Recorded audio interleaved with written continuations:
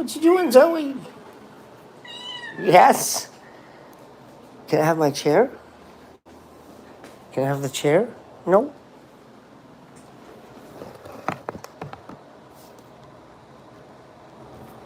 Oh. Hold on. I got the little thing here. It's falling apart, but I think it'll work a couple more times. These are in there. That'll help. There we go. Hello. Check 1 2. Or don't. It's dark in here without the lamp, the cats. Attacked the light bulb on earlier.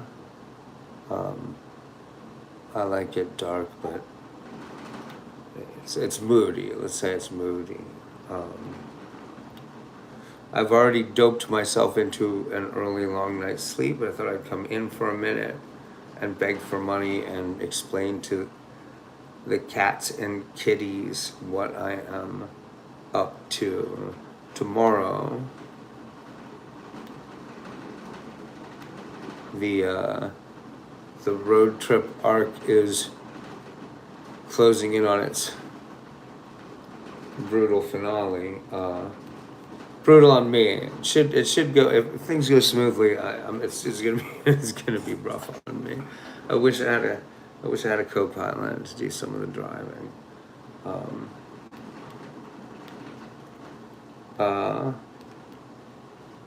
I wish I was young and had good speed.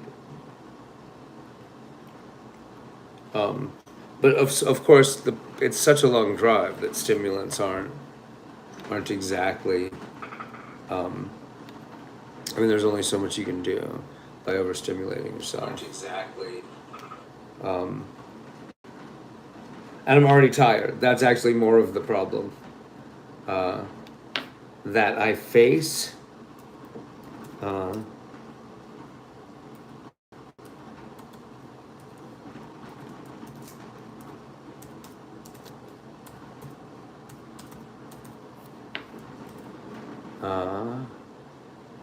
It's a disgustingly long drive. Yeah, I forgot to actually look at how many hours it is before I go. I don't know if I should. On the way over, we didn't look because it was like I had all these places to stop and do stuff, and we took it easy. And we didn't know that the car would make it. Like, hadn't had a mechanic look at the car, and so I was really concerned with babying the car and the cats, getting the cats out of the car every chance we got. That car was packed solid though. Like, getting the cats out of the carrier wouldn't have alleviated anything on the way up. Now Red's stuff isn't there, Red's dog isn't there, Red isn't there. So I don't know about letting them run amok in the cabin of the car while I drive, but I think I'm gonna have to experiment with it. I mean, that's and taking naps by the roadside. I mean, I'm hoping that enough money comes in as I'm going to pay for a hotel room at least once, or somebody offers a place to stay for the night. A guy came in earlier, said he owns a hotel in Kansas City. I think it's not on the route, but I'll live stream pretty much the whole time. I now have a camera mount for the dashboard, so I'll do low quality live stream of the whole thing pretty much. Like, I'm gonna save my high quality HD level live stream for when I get to Ithaca, because they're screwing me on the data. I don't have much high speed data left, I'm pretty sure. You've driven XC with 2 cats free in the car. Yeah, it kind of depends on Zoe, actually. It just depends on how much of a problem she makes of herself. I am sure she's going to try to wedge herself under the gas and brakes pedals. Like, that's just... Like, Zoe's just a problem. She's just a problem. And she's an escape artist. Hello, Loriano. Yeah, she will certainly find a way to... If I have her loose in the car and I take a nap, she won't be there when I wake up. One way or another, she'll figure out a way to not be there and be hiding. So that like now that I know there's integrity within the cabin, the one place that they could get out is by the foot on the gas pedal. So if I don't get out of the car and leave them in the car, um, it's yeah, the when I drove from Lima to Hattiesburg, had a U-Haul, standard U-Haul truck, like a little truck. Uh, and I stopped for lunch in Tennessee, and I got out the kitty litter. You know, it's a U-Haul, so it's a little cramped, but there's a space to put the litter on the floor, food and water. It's clear everywhere. The seats are, there isn't like some mysterious space under the seats. Uh, so I let them out, and I get back out after I eat, and Zoe's gone. And I climb up into the best to crate, then let out when you rest. Well, that's what I think. I don't think it'll. They don't. They don't like the world flashing by. Can I shout out Donkey? Donkey. All right. Hello, Donkey.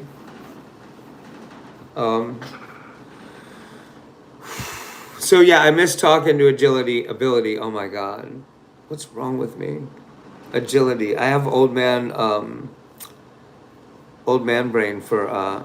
There must be a word for that exact thing, where like you're old and so you get a word slightly wrong and you're just committed to it. Every time you get it wrong the same way, it doesn't matter, and it's usually names. I was having that problem with Haley's boyfriend Jacosa too until I was standing next to him. She's been with him for like a year, and we're friends, and we talk 2 or 3 times a week, and I could not. I couldn't keep his name straight until I was in the room with him. Dementia, no, it's a specific thing that old people do, though. It's a specific kind of inattention, like it is old man brain. I mean, maybe it is a symptom of, but not everyone who does this has dementia. It's a question of how you focus on the details and the way you remember things. It takes an extra effort to remember. It's like the way your eyes get old is similar too. It's hard to explain, really. But it's like when you're tired. Like it's a kind of tiredness. Like if you're young, the way to understand is to think of like when you're really fucking exhausted, the ways you get stupid and childish, and inattentive. The phone calls, I didn't catch up with Gino because he called while I was talking to Chris.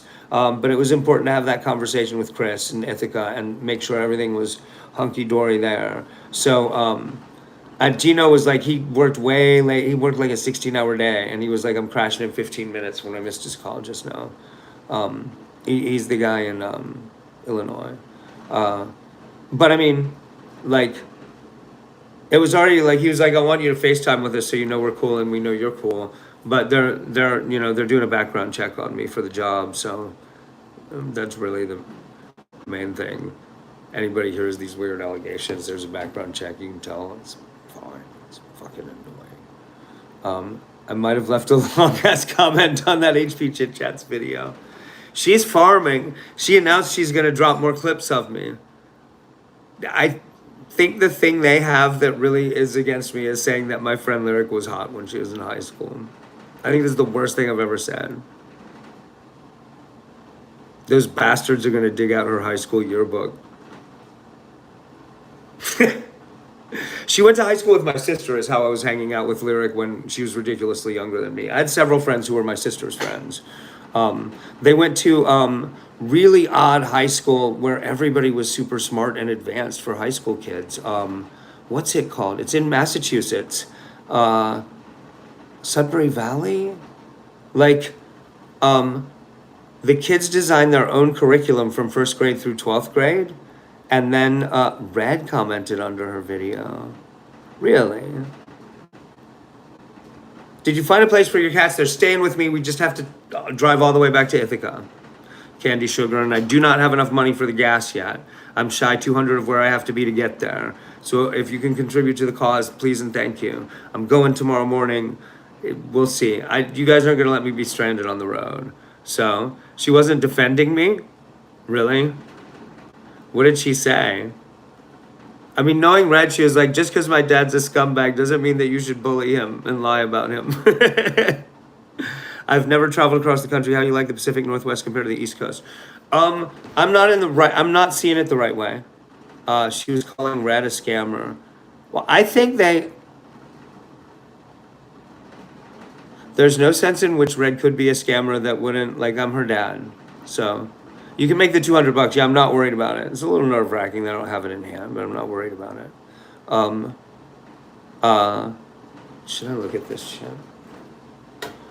This person is not worth tangling with, except that she expresses what was going on in Mississippi so clearly. Like, these people are just, they don't operate on a normal human adult level. Their gene pool is bankrupt. It's weird. Like, they don't think right.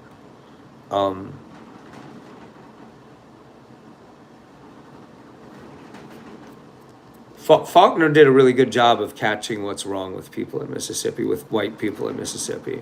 People in general, but particularly white people. It really is because the gene pool got stomped flat during the Civil War.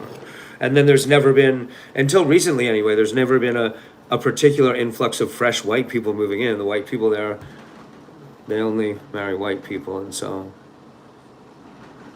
here we are. Mississippi still needs the FBI to come in and clean house on these motherfuckers. But it's not worth doing. The FBI would be like, so you guys left town, right? Like, you got out of there, right?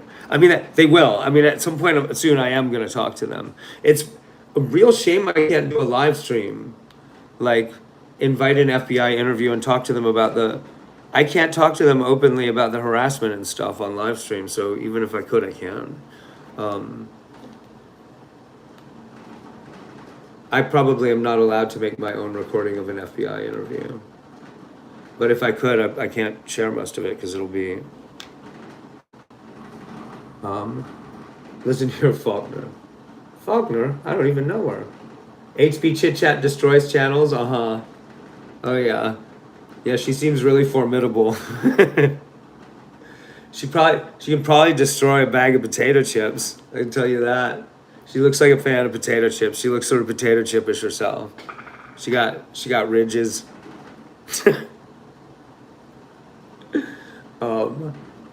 Charlie Kirk opposed war with Iran. Why is he dead? Who could have done this thing? What is this mystery? She will wipe the floor with me. Uh-huh. That little thing. Bless her heart. I'm sure, it's awfully nice of YouTube to let retards like her have a channel. It's awfully nice of them. Or whatever's wrong with her. I mean, I don't know that she's retarded. I shouldn't, I disavow. I'm sorry. I don't know that she's...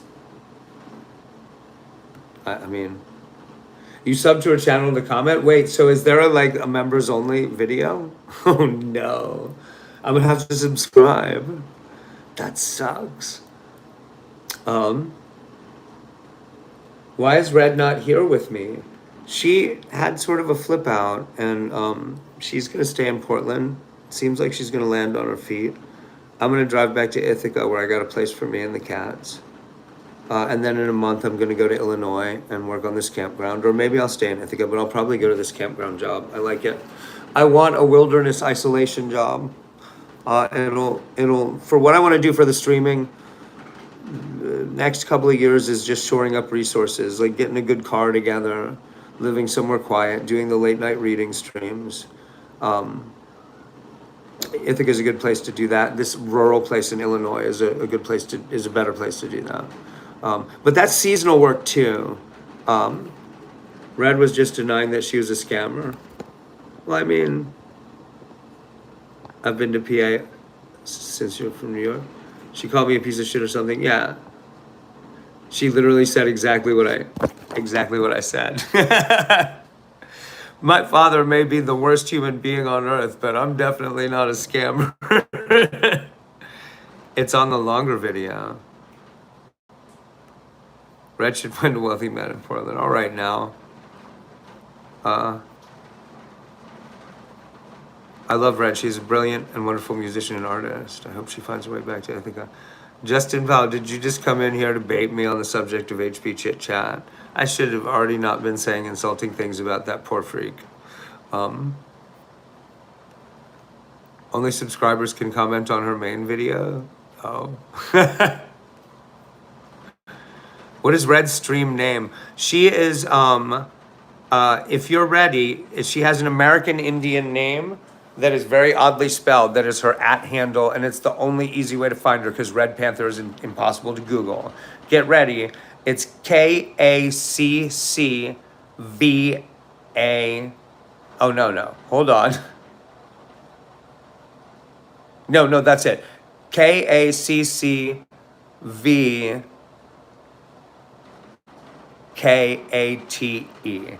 That was correct. I should have just typed it in the chat. What's wrong with me? Hold on.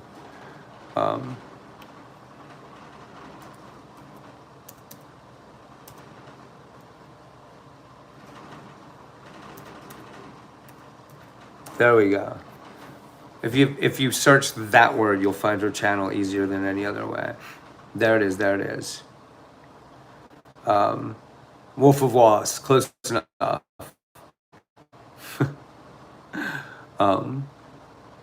Oh my God, I should have bought more food. I'm suddenly really hungry. I did eat. Thank you, Ghoulies Grotto. Yes, she's awesome when she isn't trying to destroy my life with crazy allegations she made up on the fly because she was annoyed. Other than that, she's awesome. And when she's not stabbing me in the face, but she hasn't done that in a while. She's my favorite person in the world. I hope she does well here. Yes. I don't know how often she goes live now. It's really awesome the way that she steals everything I do, and she does at least a pretty good job of it. Like, she's taking a shot at all the things I do. Some of the things she does, I can't do. Like, I'm definitely not a graphic artist at all, but she's pretty good at everything I do. Oh, she's never done any screenwriting. She did want to write epic fantasy comic books at one point, and at least her first couple of essays at working out some kind of epic fantasy thing for comic book, for graphic novel scripting, she had trouble with structural stuff with storytelling in a way that was psychology based. Like, it was clear that she's gonna have trouble getting a grip on it, on being clear in storytelling. But her one panel cartoons are really fun and funny. When she does comic strips now, she basically uses bits of real dialogue from her conversations with people. I think because it is a way to get around that. Like I said, she has, and issues makes it sound weird, but she doesn't know how to tell story clearly.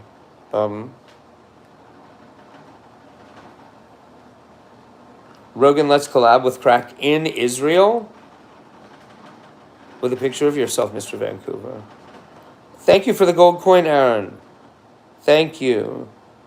She is high IQ, wonderful. She's exactly 5 points smarter than me. Like, Red a couple of times demanded that we go head to head on IQ tests online, and she hit about 5 points smarter than me both times. I used to hit smarter though. Before COVID, I would hit in the mid 140s, and after COVID, I hit in the mid 130s. Like, it was 132, 133 consistently. I think 136 once. But Red, both of the times we did it, she was 3 or 4 points smarter than me. It was like, yeah, that's pretty clear. Could I volunteer as a mod so I can help with the troll population? What do you think, Ghoulies Grotto? Are you here? Should we make Jake Furry Lover a mod? Sometimes the trolls get thick. Did she get her tent back? She doesn't need her tent. I talked to her. Let's get rid of you.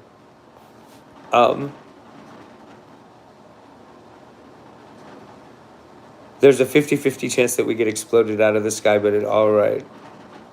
Man's gotta do what a man's gotta do. Not yet. Not yet, Furry Lover, Jake Furry Lover. We can hang out for a bit more. I mean, Red would naturally tend to mimic and be mimetic of my arts and contents because she's an identical twin, one generation removed. She was born April 18th. I was born April 19th. Almost exactly 24 hours apart. Hey, Ryan, how are you? So have a beer. Man, I'm thinking about buying a beer. I've got $209 and hopefully a $75 deposit coming back from them. Though Zoe did smash a light bulb. Um, it's actually not broken. It is. It's balanced on top of the lamp.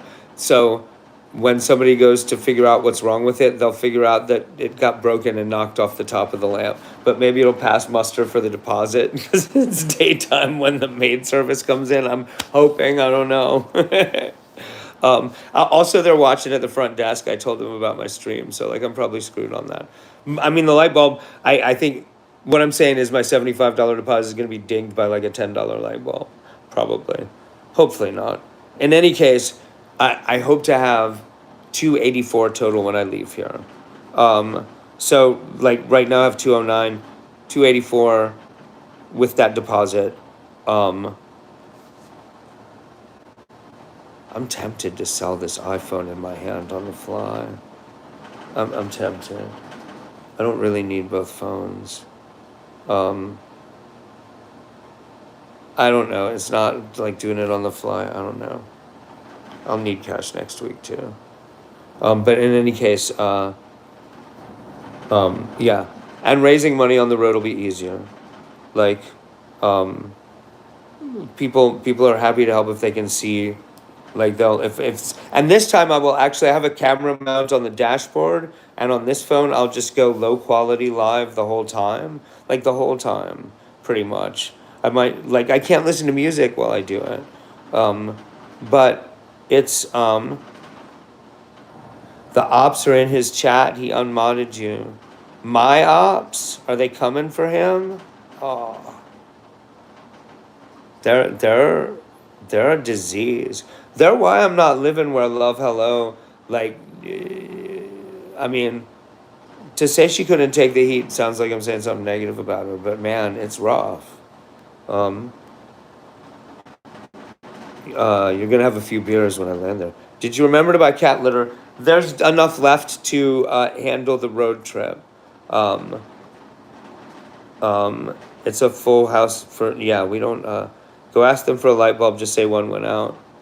I should tell them one didn't work when I got in. I'm not good at lying. I'm really not good at. I hate lying. I once made a point of uh, uh, for for a bunch of reasons, but I tried to swear off lying for a year about anything on any level, like only speak the literal truth at all times. And I'm pretty sure I made it to at least 6 months.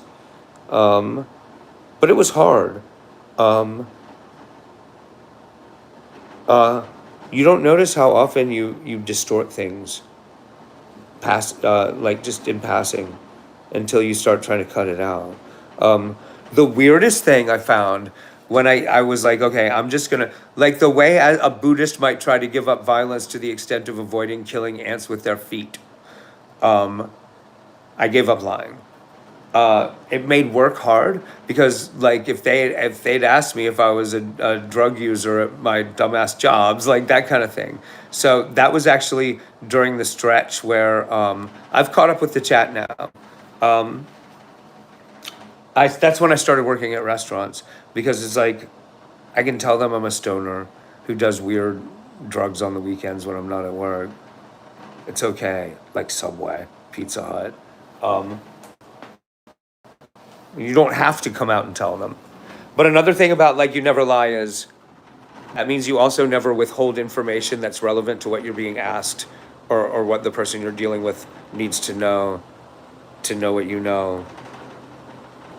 Which, again, like I said, it's like physical violence coming down to you're going to step on ants you never see. It's really hard to lie. Average person tells 5 lies a day. And then, yeah, when you just try to iron out other kinds of dishonesty, it's really grueling. The language does not lend itself to honesty. The structure of the language. I can't remember who the linguist is that Robert Anton Wilson got really into explaining.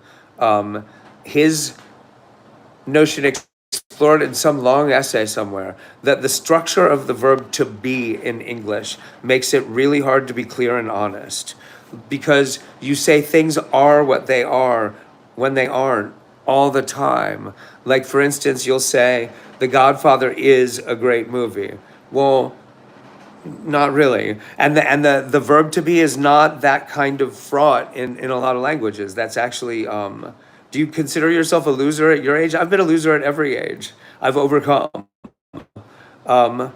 Yeah, I shouldn't have been born. I have really bad health problems caused by early childhood issues. I should have just been put down, drowned like an unwanted puppy. But we're all winners in the animal kingdom. You can always kick a raccoon's ass in a fair fight. You'll take some damage, but some people probably couldn't kick a raccoon's ass. But you're still a winner in the animal kingdom. Also, you'll get a participation trophy at the end. It's a tombstone. You're welcome. Um, what was I gonna say? What was I gonna say? Right. So not lying. One of the things I found was really hard is that if you tell something anecdotal with a number in it, you will lie about the number. If you use a specific number when you don't have a specific number in mind, you will lie to lean into whatever narrative you're trying to sell. It's really hard to stop doing it. So, like, say you went to see a punk rock band and there were exactly 7 people at the show in a town where average show is like 15 people. You you might say there were a pretty good number of people there if you like the band. Or you might say there's hardly anyone there if you don't like the band. Now, if you bring a number into it, your number will distort. Like, say if you stop to think, you would know there were exactly 7 people there, all people you knew. But you will say casually, yeah, there was hardly anyone there. There was like 4, maybe 5 people there. Or you'll say, yeah, there were a pretty good number of people there for like a Wednesday. There were like, I don't know, 8 or 9. There might have been 10 people there. It's really hard to stop doing that kind of lying. It's really hard. Are you like a horse with a broken leg? I mean, I've only got one knee that works. Baby Grizz, how are you? Depeche Mode. I still haven't gotten into Depeche Mode. Can you believe that? The inherent awkwardness of being truly honest is a good way to put it, yeah. I think growing up on the internet actually is making the coming generations more honest because of the way that typing everything literalizes and flattens tone. It forces, and you can look back on what people say, it forces honesty and clarity. Like, that night that Mailer Soon was attacking me and I was drunk and finally flipped out on them, they started trying to gaslight me about things they had said 5 minutes before in chat. It was really weird. What state am I presently in? I am on my way to Ithaca, New York. It's a solid plan. I'm going to head out tomorrow. I'll be able to afford hotel rooms if you guys buy them. I don't quite have the gas money yet. I'm probably 200 shy of the gas money and a little bit of food money. Your sister is named Allie. She has used my account before. Oh no. What's Red doing? She says she's doing good. She has a job interview tomorrow. That's all she told me.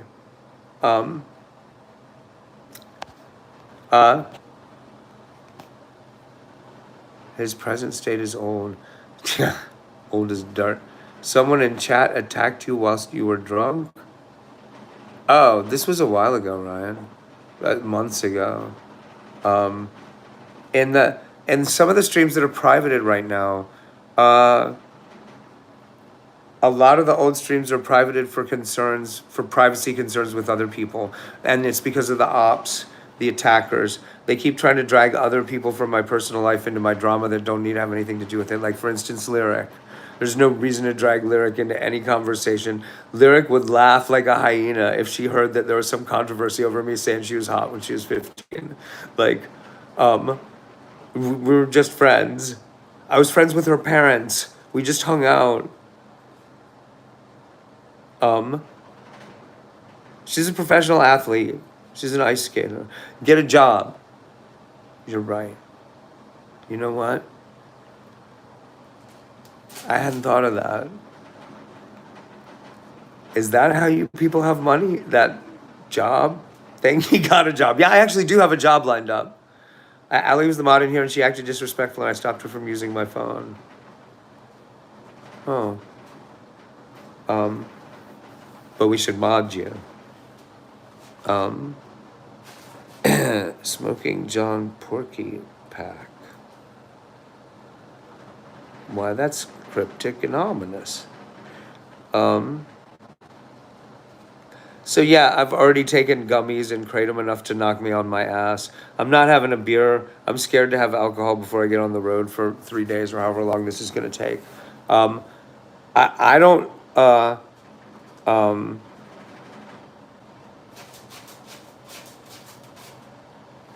don't have the stamina to do what I'm setting out to do, but I don't know where I'm gonna fail. I'm just gonna be too tired to push through. I'm gonna crack. I'm probably gonna need a hotel room once. But on the other hand, I know I'll be relaxed about hanging out in the car for a long nap with the cats once. I mean, it's kind of the problem is going to be finding a good place to park.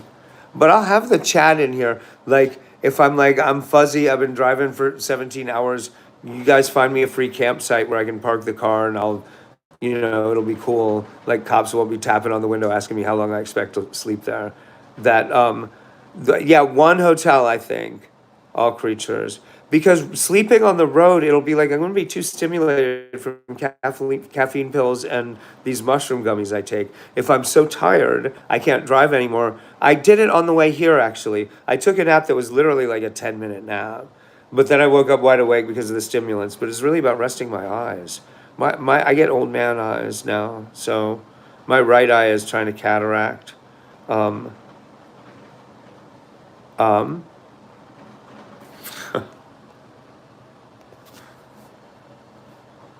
I wish Red was in Madison, Wisconsin. She could house sit my home while I'm out of the country.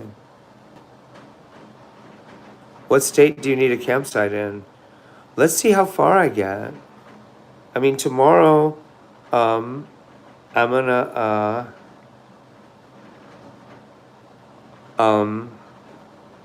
getting older is humbling. Yeah, it's not for pussies. Yeah. The way things fail is interesting. I don't find it as annoying as most. I think because I I don't know. I knew I'd be good at getting old all along. I had eyes on it all along. Funny thing is, though, I was also convinced I was going to die young all along. Um, am I in Mississippi right now? No. Wait until you get to 65. Yeah, I hear it just keeps getting worse. um, uh, in Dave Sims' comic book Cerebus, the last story arc is the last day of his life. Rogan, when you collab with Crack, could you tell him to mod me back? He said he won't till you say. What have I got to do with it? I barely hang out in there. Can you help me with my problem? So basically there's a guy naked in my room dancing to Gangnam Style.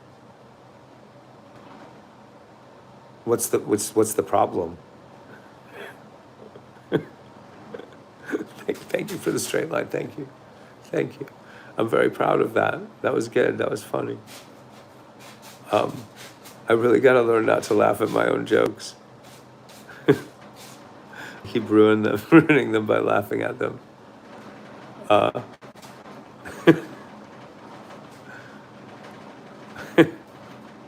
That sounds like you're trying to create a problem for which you already know the solution. It's like a political problem.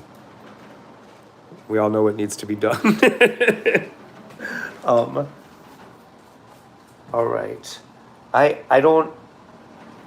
guess I'm gonna walk to the cute store next door and buy a cigar. Just one more cigar.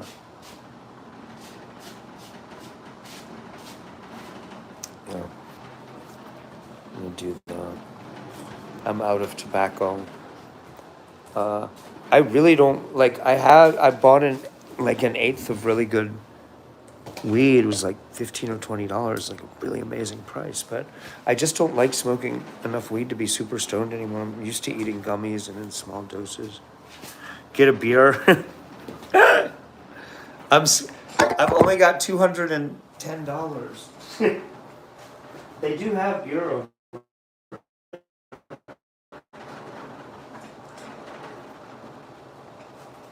I have not had it. You know what? I don't need to put this shoe on. I have the other shoes for this reason. Um, get a cheap beer. I don't know if that's beer. When I went through my phase with the craft beer place in Hattiesburg, I got spoiled by the expensive craft beer. Now I only want expensive craft beer. Is weed legal in the state you're in? Yeah, that's how I bought it. If I bought something illegal, I wouldn't tell you guys. But I don't think I have since I started live streaming. I turned down cocaine recently. I'm really like, yeah, just for the stream, I just shouldn't do anything illegal categorically. The beer store, yeah, that place was great. When that guy told me he was going to have to ban me because of these crazy rumors going around about me, the guy who ran that place, he's like a grizzled looking retired cop. He's a local politician. And he like started to tell me he had to ban me. And I was like, no, I already understand. I'm not going to live stream from here anymore while this is going on. And like we had a brief conversation about how like I couldn't really do anything about it except just change what I was doing and stop going out and like trying to promote businesses because these people are just gonna blow up the phone. And then he's like checking me out the last beers I bought there, and his chin started trembling, and I realized he was trying not to cry. It was just fucking awful, just fucking awful, man. He's a really good guy. He's a really good business. He was an alderman in Panel, Mississippi. I can't remember his name. The guy runs that business. But I was like, yeah, you don't got to tell me to leave. I'm gonna stay away. Like I'm not gonna. I'm. The girls are getting all scared about me. I'm not gonna go where they are. Like, come on. Like I don't have to be there. But yeah, that place spoiled me.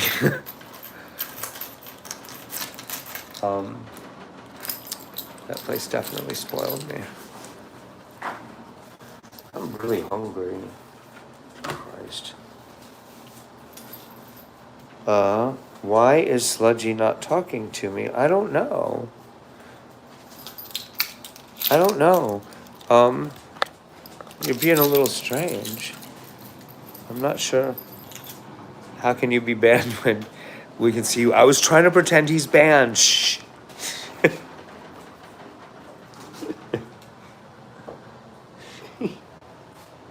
Why am I banned? I don't know. What do you got? What do you got? Where's my wallet? I got that. Room key. The munchies aren't nothing to... What's up, Wacket? What is this? You know what? I got canned cat food in the car. I can give them cans of wet cat food before we go. I love you, Pie Wacket. Yeah, Pie was really out of sorts for the last 2 days. And then when I solided up the plan today and was like, okay, it's Ithaca and then Illinois, and I'm solid, I'm going tomorrow, she just relaxed. Like she and Zoe both, like, they seem to have this attitude. It's like it's like they know it's like one long last road trip. Like, it's cool, but I don't know. They've got Pie Wacket really my familiar. She's not just a cat. Like, she's attached to me. Zoe is like the best cat in the world that belongs to me and Pie Wacket. Except Pie Wacket abuses Zoe. Pie Wacket just smacks her around and stuff. Isn't that right, Pie Wacket? You beat your sister.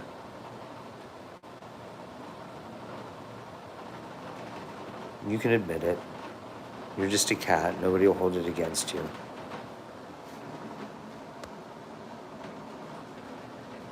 She annoys you and you beat her.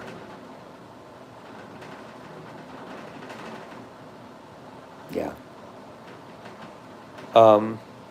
Scotty, I'm all right. I love you, Pie Wacket. What a good kitty. You're in Kenosha. Wait, is that Kenosha? Isn't that near here?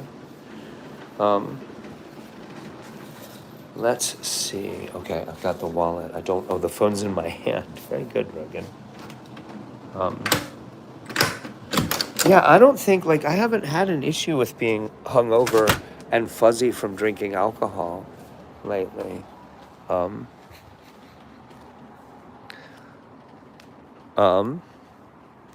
Jake, I'm not sure this kind of talk is going to bring you any closer to the fruition of your ambition to become part of the mods team in here. Do the cats have a litter tray? Yep. And this is going to take breaks where I let them out in the car. There's room to move inside the car. I've made sure the cabin has the integrity that's necessary. The mechanic confirmed if Zoe does get behind the one thing she can get behind, which is a loose panel by where you put your foot on the gas pedal, that there's integrity inside the console. She can get inside the console, but she cannot get out of the car from in there. So now I don't have to be, like, if you guys, I'm a really cool looking place, by the way. Actually, Orson Welles was born here. Really? I found out that this town, Aberdeen, where I am, is where Kurt Cobain was born. I didn't know that. Like, I just, the road from where the mechanic is. See, I figure these are probably $10 each and 5 years old. But I really want ice cream. Oh, and I gotta get,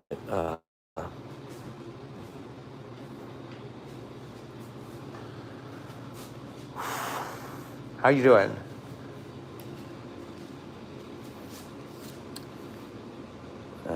I really gotta eat something. I really might just eat a big thing of Oreos.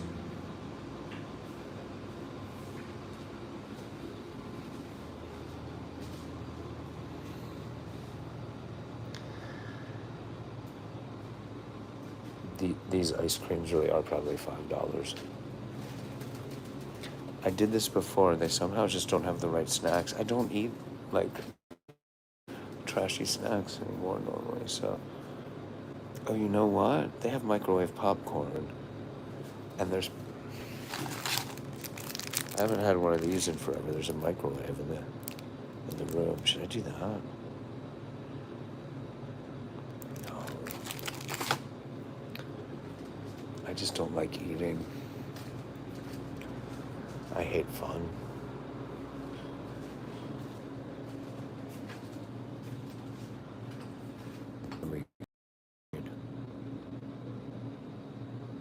I don't even know what that is. Is that edible?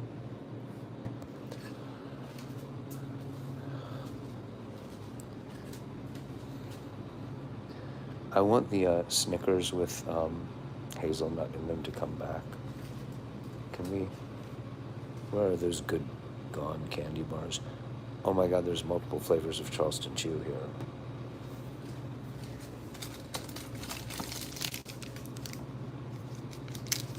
I've never seen a chocolate Charleston Chew. Do you think that'll be enough to make me feel like I had dinner?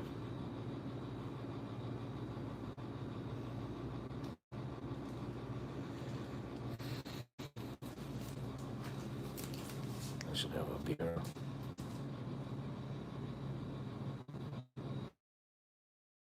The beer, huh?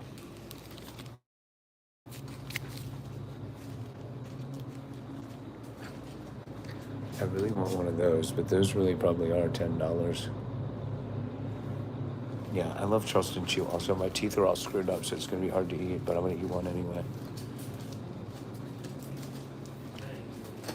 There's the beer. I've never tried that. I don't know what that is.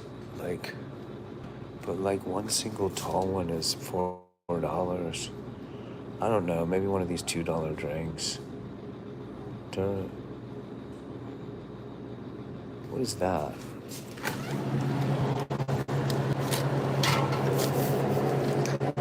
Bodhisattva India Pale Ale. Oh, alright. Alright, I have one of these.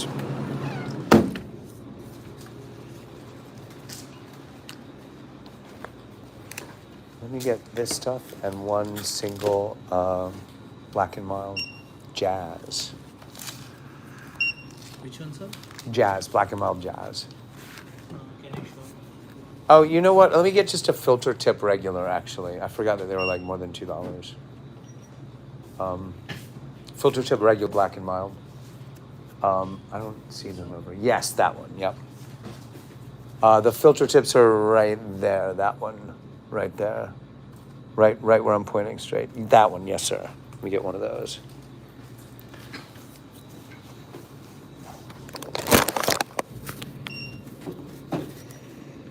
Oh, I have cat food in the car. Let me get a can out for them.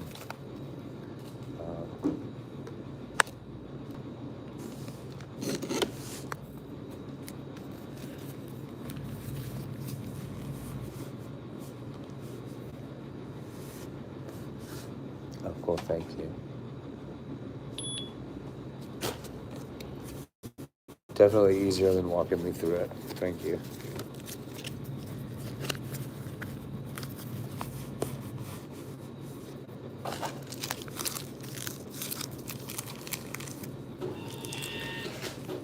Thank you, sir. Okay, so he didn't. I guess he didn't give me a bag for the beer because I'm just in the parking lot of the hotel. Like the store and the hotel are the same business. Like the hotel sign says you can make from here, and it's got this weird building. And I keep seeing odd, interesting-looking women, attractive women, because I'm in Oregon. I'm probably seeing attractive men too. I'm just not noticing them. Oh.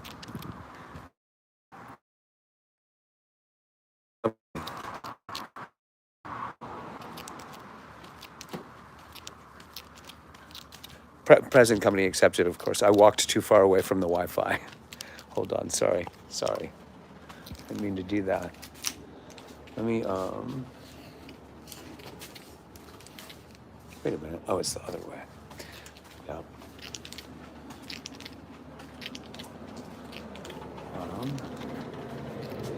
This is me. I'm gonna leave the phone right here for a second and my beer while I go get cat food. I don't think you can see the car.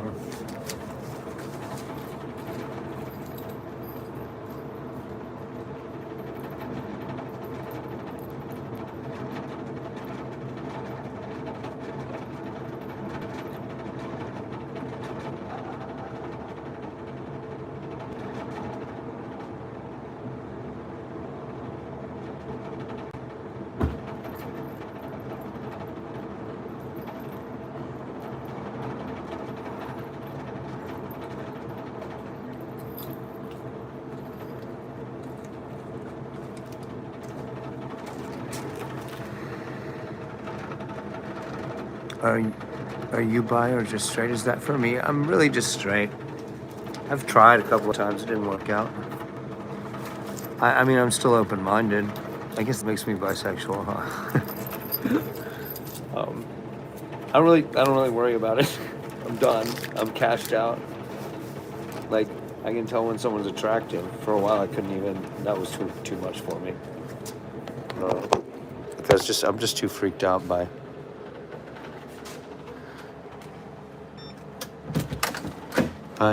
women these days. You know, I'm a little traumatized. I haven't been faithful to my wife. She left a long time ago now. I tried a couple of times. Didn't. Hold on. Do you hear that sound, Pie Wacket? Yes. Zoe. They're ominously quiet tonight. Like they can read me really well. It's odd. Hold on. Like they seem to know. They know more than they should about where we are at. No, it's not against the beer.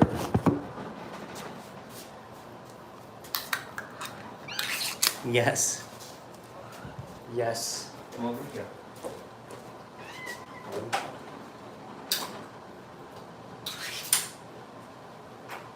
Oh, wow. Aw. That was cute. They've been, when I open the two cans for them, they sort of jockey for position. This time I opened the first can, and they both just looked up and waited for me to open the second one. Um,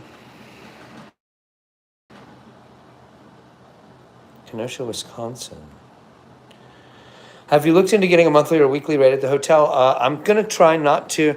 I'm gonna drive all the way to Ithaca starting tomorrow. I'm almost certainly gonna have to get a hotel room from sheer exhaustion once, but I don't have the money to do it yet. I'm gonna raise the money on the way. I have the better part of the gas money I need to do it. Probably 2/3 of it. Yeah. Did I get into an argument with a Trumper who was one of Love Hillow's tenants? No. No. Oh, she has an employee there who's seriously Trumpy and seriously like evangelical Christian. I don't know about an argument, like a friendly argument, totally friendly argument. I liked her. She's one of those people, like, she seems like a crazy Bible thumper Trump person. And then when she started getting into the Bible stuff, she was an ace of a Bible scholar. She was one of those people where it's like, you're thinking they're not very like with it in any way. And then suddenly they're quoting scripture and they know like how to tie it all together. And they're really deep in their biblical references. And you're like, oh, huh. How many miles is it to Ithaca? I don't want to, I'm not going to look. The map is in this phone, okay? Like, I can't look. Should I eat the beer or the chocolate first? This is called Bodhisattva India Pale Ale. No, Bodhisattva. Brewed and packaged by Georgetown Brewing Company, Seattle, Washington. All right.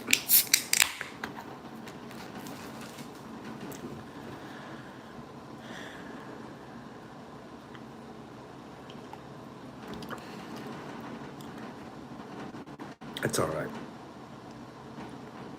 It's not bad. It's kind of fruity.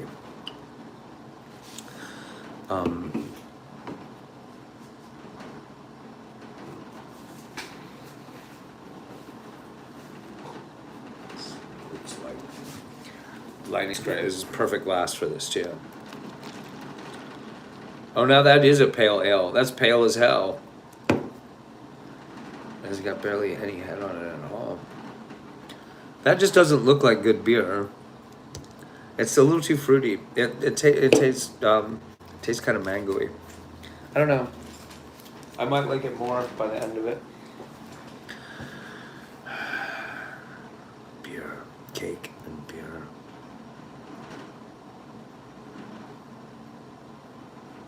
The Pacific Ocean. I am quite close by the Pacific Ocean. I often don't go see the things I am supposed to go see. When I first got to LA, Shannon Hart Clearly, the blonde girl from the Attic Expeditions, made me go to the Pacific Ocean, put my hands and feet in it. Better than malt liquor. I can't really stand super cheap commercial American beer. It's not strong enough. Like it being a strong flavor helps, but really it's just the strength of the beer. The best beer I've ever had was off license, and it was like 20 or 30 proof, like brewed ungodly strong. Several beers I've tried. My high school buddy Greg Moon is an executive at Harpoon IPA out of Boston. They're the local competitor to Sam Adams. They haven't gone national the same way. Their products are a little better than Sam Adams. It's a good company. They're just sort of a standard beer company. I don't know, maybe these days they make real special swank microbrewery kind of beers. But Greg used to give us these, for just the employees, they would bottle like not commercial beer that was just really strong. It would be like 20 proof, like or like 30 proof. And it would be in just generic bottles with a label that said when it was bottled, these 22-ounce bottles, and they would come in 4 or 6 packs, I can't remember which. Man, but for one thing, they're 22-ounce bottles, but they're also, it would be like the strength of sake. And it would just sneak up on you and fuck you up bad. Like at least once when we were drinking that stuff, my friend Mike cut his finger really badly trying to get the top off of one, because it was like the third one.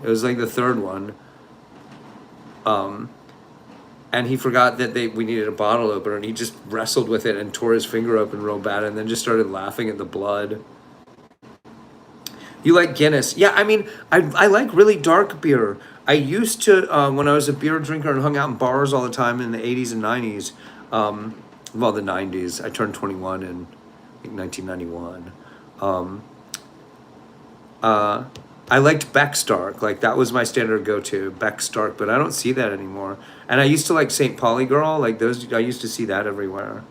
Um, I like the weird bottles for Grolsch. Grolsch is pretty good stuff. I don't see that anywhere anymore either. Is this a regional thing? Is this because this I moved away from the bar, the area where like those? So, really? Am I losing my connection again? Testing 1 2, check 1 2. Um, yeah, it's a little too fruity for my taste. It's subtle, like the way the taste wanders in and out is good. It's got like sort of almost a mango flavor.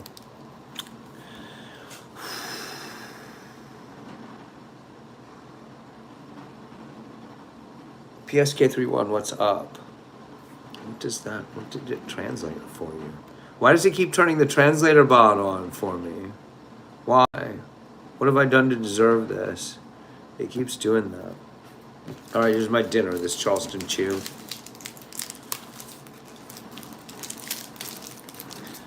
So I'm going tomorrow with $201.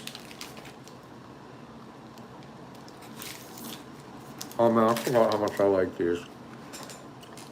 That's the chocolate kind. That strawberry one too. Get the fuck out, man.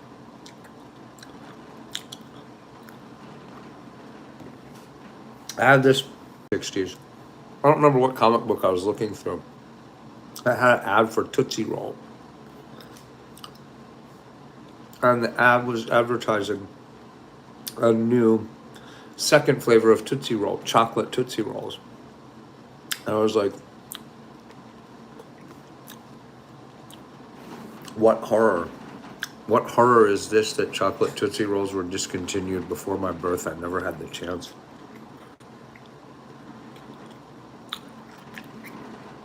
Yeah, this stuff just hurts my teeth too much to have fun eating it. Oh well. I'm gonna pretend anyway.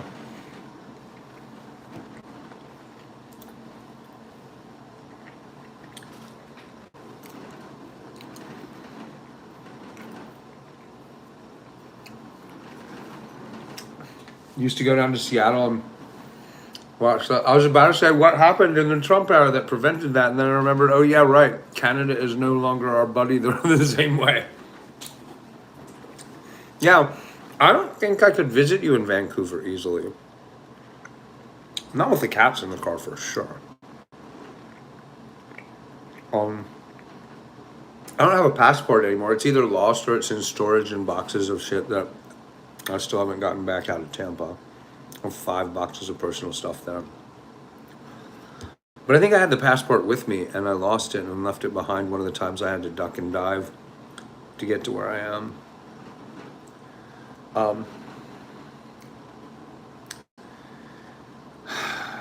I have to go back through the old live streams and find the good parts.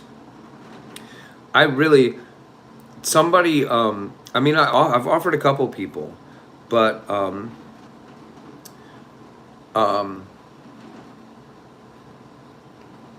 it's really, somebody needs to cut a movie from my live streams, like, and do some outside interviews and stuff too, but mainly, and cover some of this, like, once other people are. I mean, you know what? You know what I forgot? I was looking forward for a while to the first time I was mentioned somewhere outside my channel. Like you click on mentions. Like I haven't actually, because people have come in here and told me about the things, that people, like the attack videos. I had totally forgot that I was looking forward to getting some kind of attention outside my own channel. And, because it's so negative, like when it finally happened, I was just like taking it like a punch in the face. How are you, Tyson? Can you have firearms in Canada?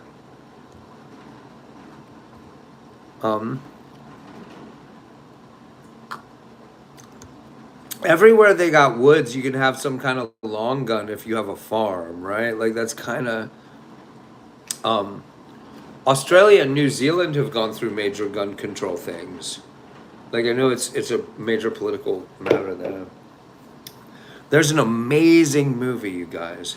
Um, when I did my '80s list, I think I already knew about this movie. The first album you can remember buying with your own money, I definitely know when it was.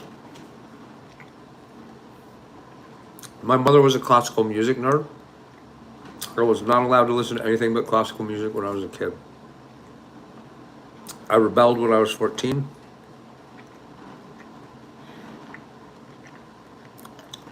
Um,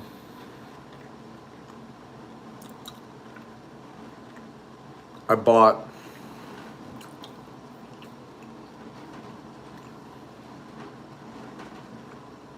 I bought 3 records that day. No, 4.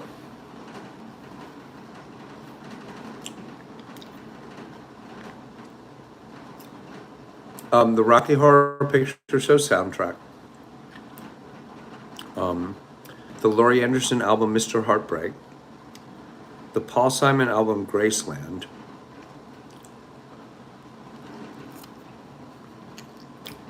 And there was a 4th one, but I don't remember what it was. They were all priced at $5.99. Like I think I had $25 for my birthday or something.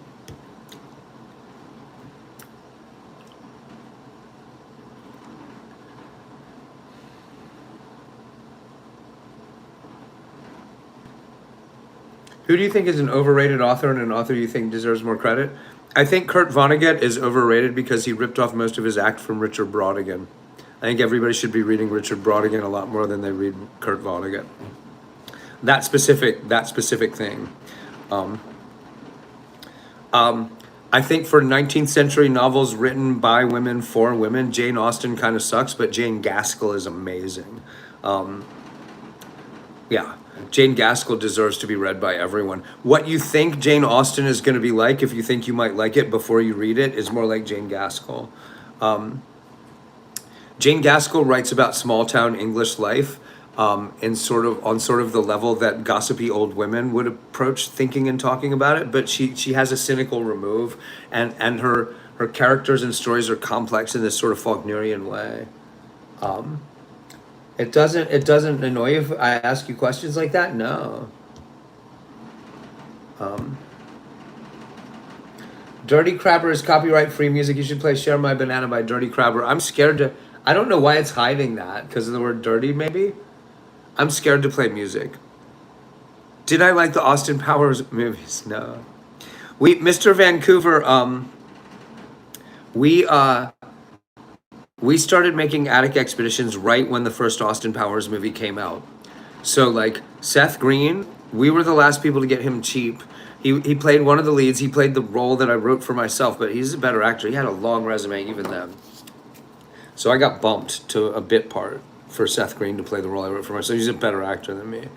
Um, and we had our table, like our wine party table reading, the Friday Austin Powers opened.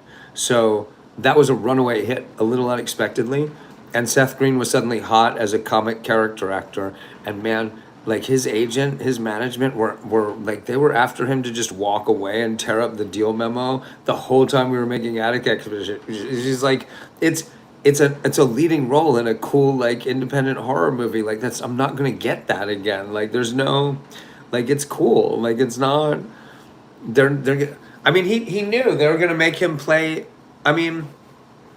Those Austin Powers movies are pretty good compared to some of the stuff he had to do later because became one of those guys where his job was to be funnier than the writing. Like he was in several movies where it's like, well, he's really funny. It's too bad that script doesn't prop that up. Like that Ghostbusters that was all women. Like you've got all the best funny women in the business right now, and you wrote shit for them. What you did was expect them to carry this pile of shit to the finish line. Um, have I ever drunk beer out of a shoe? Yes. Leslie Gardner's shoe. Also, when I worked at Subway, I let her dance barefoot in the cheese on Broadway Drive in Hattiesburg in 1991. Nobody would have minded. They'd have known her, they wouldn't have minded. They'd have gladly ate that cheese. Liar. Everyone who is in that room is, oh, Tamara might be alive. I was gonna say everyone who's in that room is dead. Chris Wilkie might have been there too. He's alive and well. I'll play a song I wrote about Leslie.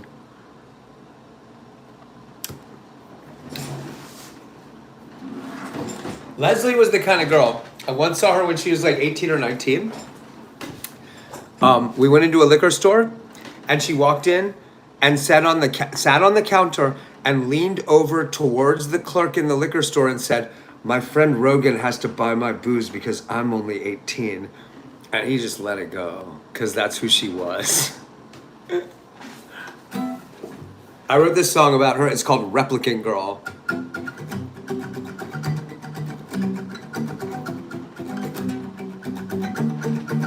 Now I don't like to stand in line, but look at me and my friends, that's what we're doing. We are standing in line. Oh yeah, and I don't like paranoia. You are not a natural real here. I can't see the clock that tells your time, but I better not talk to you. But I don't know what else to do. My head is full of sand. You might understand that in any case I've had enough of dimples and curls. This town's too small to hold us all. What are you trying? Please don't make me another passenger. I have seen how you drive. I know that you're a replicant and I know you're not alive. Oh, but I like the way you wear me. I'll be your expensive Joe. Everything you've ever to a doctor, give you protection, baby. I don't even care if you passed it, because where you have been is exactly the same as where you're going. I can see that you're a replicant, cause I'm one too. I used to dream of a replicant girl just like you. You see, I take your invisible plastic while I got one just like you. Both our heads are full of sand. Better love me like a replicant, ain't a replicant girl. I'm a replicant too, and I need you to love me like a replicant. I said you now, replicant girl. My head is full of sand. Both our hands are full of sand. Better love me like a replicant. Like a replicant. Like a replicant.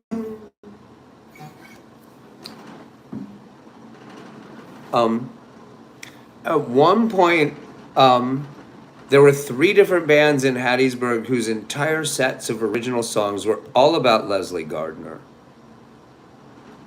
And my band's songs were all about Leslie's sister Christy, except for the one I wrote for Leslie, and that was that one. And Leslie's favorite song about her was Replicant Girl. And Leslie's mom's favorite song that any of us had written about either of the Gardner girls was Replicant Girl. And this caused a little friction. Am I in Aberdeen? Yes. Please don't send 50 pizzas or a SWAT team. I'm tired and old. I love Marilyn Manson, 89. Have I told you about my encounter with Marilyn Manson? Because I got a good story there. I'm gonna make sure I've got your attention though. There's an Attic Expeditions connection there. I'm able to connect to chat. I'm nearby. Sorry, I didn't mean to be weird. Oh, well, I mean, I've got stalkers and ops, so like what's going on? Why is my chat disconnected over here, y'all? The internet for the room just suddenly like disconnects and makes me like re-up the it asks for the password again for the hotel every now and then. It's weird. You gonna let me do it? You gonna let me password in? Motherfucker, are you going to? It's gonna do it on the phone again too. Open browser and connect. I'll tell the Marilyn Manson story in a second. Hold on.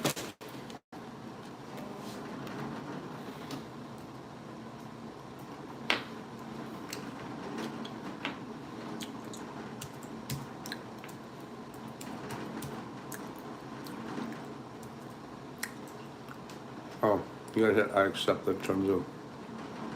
If I spelled that right, it's a miracle.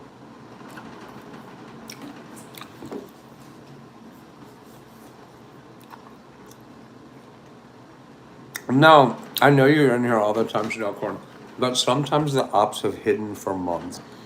It's amazing. Incorrect password. What am I, blind, old, and deaf? What's going on in here?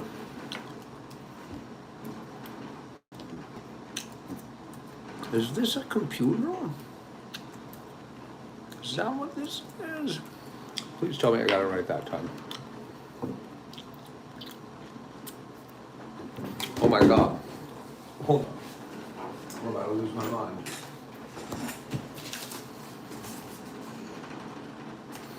It won't show the password, so it's doing the thing where you can see it one thing at a time and the font is really small. Oh, you can't see it one thing at a time. It's not showing it at all.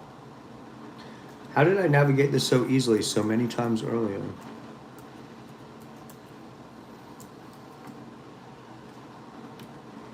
It's not the incorrect password, motherfucker. It's not.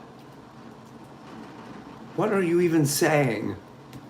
It's not. I'm looking right at it. Let's try this again. I'm just gonna go back out and they're watching and listening. Yes, the hills have ears.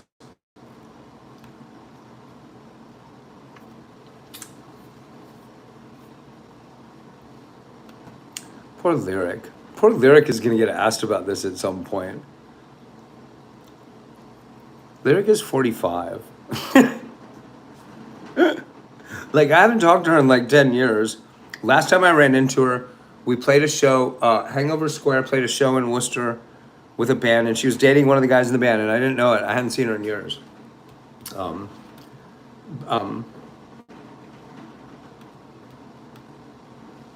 Because they're an awesome band. He's an awesome musician. Lyric has awesome taste in men and everything else. What is that guy's name? Brian? The band was called the Pandas.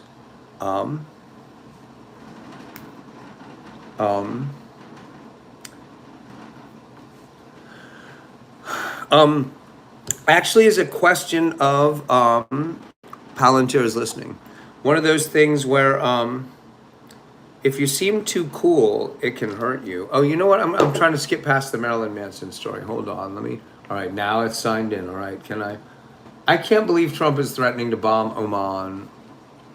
Like, literally, somebody comes in here, a friend of the stream says she's from Oman like 5 times, and then they're talking about bombing Oman. It's great. Everywhere we're bombing, the stream has friends from there. All right. Now I have my live chat over here again. Great. So when we were making the Attic expeditions was this in 1998? It was in 2000. No, in 1998. It took us like 3 years to make that movie.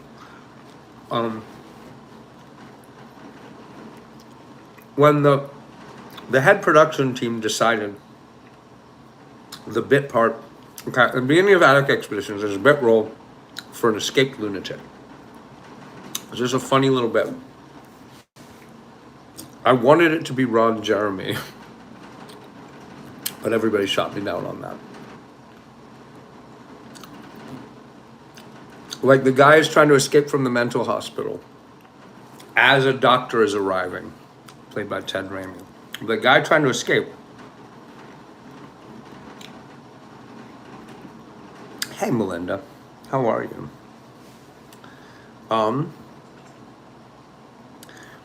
FBOA, I don't.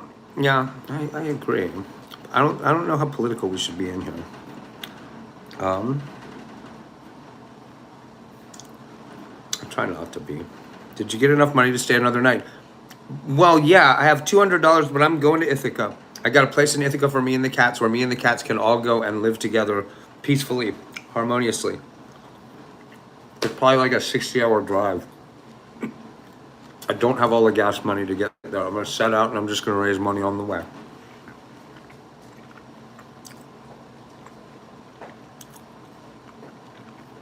Yeah, I gotta keep the cats. Has to be done. So, this bit part, this guy's trying to, as Ted Raimi arrives at the mental hospital in the pouring rain in a cab, guy trying to escape tries to get the cab. And they bring him back inside. And he's like, I have to escape because I'm shrinking every day. I'm getting smaller and smaller. And they won't measure me to determine that my height is decreasing. And this bit ends with direct care workers dragging him off while he screams, measure me! Measure me! That was supposed to be Ron Jeremy. I thought that was funny. I have a Marilyn Manson story. Yeah, I'm getting to it. This is actually the Marilyn Manson story I'm telling now. So the production team was like, no, you know what? Let's do the thing where it's a rock star who doesn't normally act or act much. Let's get a rock star to do this bit part. And I was immediately like Alice Cooper. Actually, me and Dan Griffith said Alice Cooper basically at the same time. Like, he's just perfect. It fits his oeuvre perfectly. Like, exactly. I'm not a big Alice Cooper fan, actually. I didn't know then how really closely it fit. Like, it seems like the weird Alice Cooper Marvel comic that's like written in like rhyming couplets where he's in the mental hospital. It seems like Attic Expeditions is informed by that, and I didn't read it until like 20 years later. So there was a big push to put Marilyn Manson in that role. I think Marilyn Manson is weird as an actor. Like what I said then was I don't know, Alice Cooper is kind of iconic, but also as a character actor, he's just sort of a middle-aged Jewish guy. Like, Marilyn Manson's an odd-looking guy. I didn't know anything about his acting skills. I still don't. He's been in a couple of things, right? I don't know. I'd love to hang out with him. So he was the top of the list. Like, me and like Dan Griffiths agreed in the spot on this. I was like, no, really, we don't need anybody but Alice Cooper. That's it. And it's so perfect. I'm sure we can get him. And I was like, I'll do it. Like, I wrote the letter. I made the call. I dealt with Alice Cooper's guy. I wrote the follow-up letter that was specifically for Alice Cooper, a one-page letter for him explaining the role and how it worked in the movie. I did all of it. But I also chased the other rock stars they wanted. So plan B was Marilyn Manson. And he didn't have an agent. This was in, I think, 1998. We're sitting in the office, like three of us are taking turns calling people like, there's no internet really yet. It was just getting started. Who is Marilyn Manson's agent? Who's his representation? Like, we couldn't find out. And then I remember, I think it was Dan Griffiths came into my office and he was like, okay, I just got to call back. Marilyn Manson doesn't have any agent or representation. The only way to call him is to call him personally, but not on his phone. He takes calls through his girlfriend. Oh my God, what's her name? The hot girl that he dated in the late 90s. She was kind of a movie star. She was in Death Proof. Oh, what the fuck is her name? Oh my God.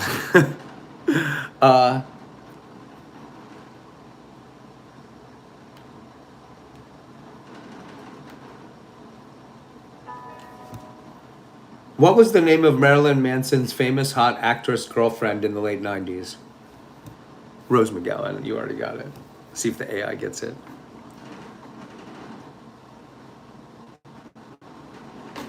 Marilyn Manson's famous girlfriend in the late 1990s was the actress Rose McGowan. So Rose McGowan, right. So the only way to get hold of Marilyn Manson at all was to call Rose McGowan's personal cell phone and leave her a message, and she would get him to get back to you if she deemed it worth his time. That was how you got hold of Marilyn Manson. So I was given Rose McGowan's cell phone number, and I called her twice. Like, I left her 2 messages that were like, I'm Rogan Marshall. I'm one of the producers on the Attic Expeditions. I'm calling to get in touch with Marilyn Manson. We wanted to offer him a role in the movie. Get back to me at the office here. But by the second phone call, like, The second one was pro forma, just follow up. By then, we were kind of locked in on Alice Cooper because his people got back to us and were like, it sounds interesting. By which I mean got back to me, like I knew how to wrangle Alice Cooper. And then Alice Cooper, man, he freaked me the fuck out. We're promoting Attic Expeditions. Like, so I was his guy on the set. Like, I walked him around the set. I was the Alice Cooper guy the whole time. Like, I just made a point. I made a point of that. On the set, when I wasn't busy acting, I was a loose cannon. Like, an intentional loose cannon. Really, it just closed all my windows. Why? Why did that happen? Hold on. Let me open my chat again. So, like, I don't, I kind of, like, I really understand filmmaking, and I also understand how filmmaking is ceremonial magic, and so being something of a naturalizing wizard of a kind on set, I'm a loose cannon. I wander around. I take care of little things on a movie set. Sometimes I do just odd drudge work, and sometimes, in any case, so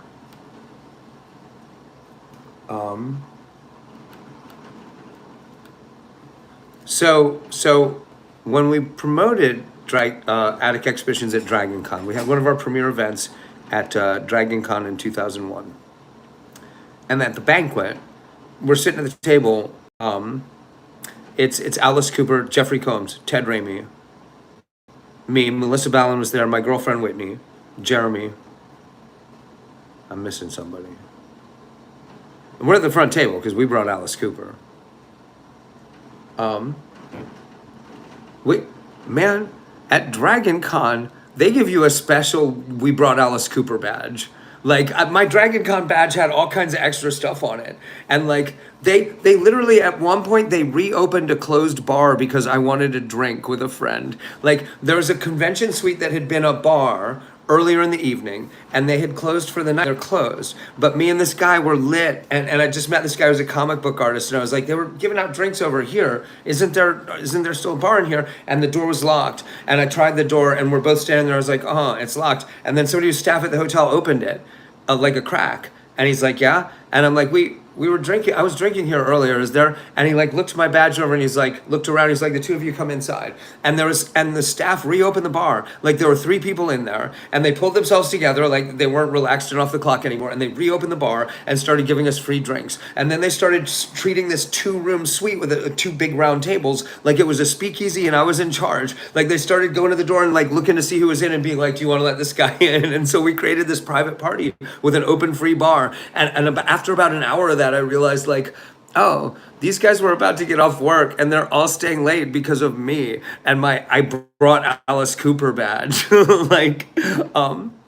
So like, we're sitting at the front table, and Alice Cooper has a guy with him whose job is to keep you from offering him a drink or drugs. Like, and in other contexts, to be a dick for him. Like, when Alice Cooper got mobbed by people who wanted their photo taken with him on our set, he didn't have to be a dick. Alice Cooper's never a dick, not even a little bit. This guy's job is to run interference for him. Real friendly guy, seemed super stoned all the time, just sort of sleepy-eyed. But he'd sit at the banquet. Alice Cooper wanted to sit and talk to me, but this guy sat between us. It's like we're sitting kind of close, but this guy's sitting like right here. So he's sort of in the middle of the conversation the whole time. And he made conversation, but really you could tell his job was to run interference. If you were like, I got a flask here, Alice, do you, like, you could tell. Alice Cooper at this banquet, like, Dragon Con has this in-house awards banquet that is some bullshit to make all the celebrities sit in one room together. Like, they have their own little awards, like, and they make you sit there for an awards banquet. You drop the ball with Manson? I don't know. Alice Cooper has a history as a character actor that's pretty deep. Has Marilyn Manson done any acting, really? I'd be more inclined to cast him now as an old guy. I'd cast him as a scary old guy in a heartbeat now. He's so funny looking. I think he's more useful as an actor old, if that makes sense. But I wouldn't have cast him as a bit part. He's too striking. Alice Cooper, it takes you a second to recognize who he is. He looks super ethnic. He looks really Jewish when he's not wearing his makeup.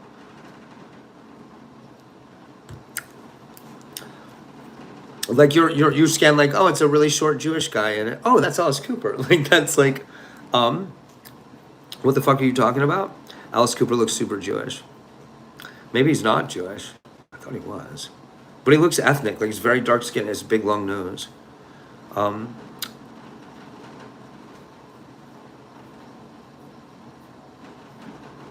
Has Marilyn Manson done any acting? Hold on. I'll ask. He was in a couple of TV shows, wasn't he?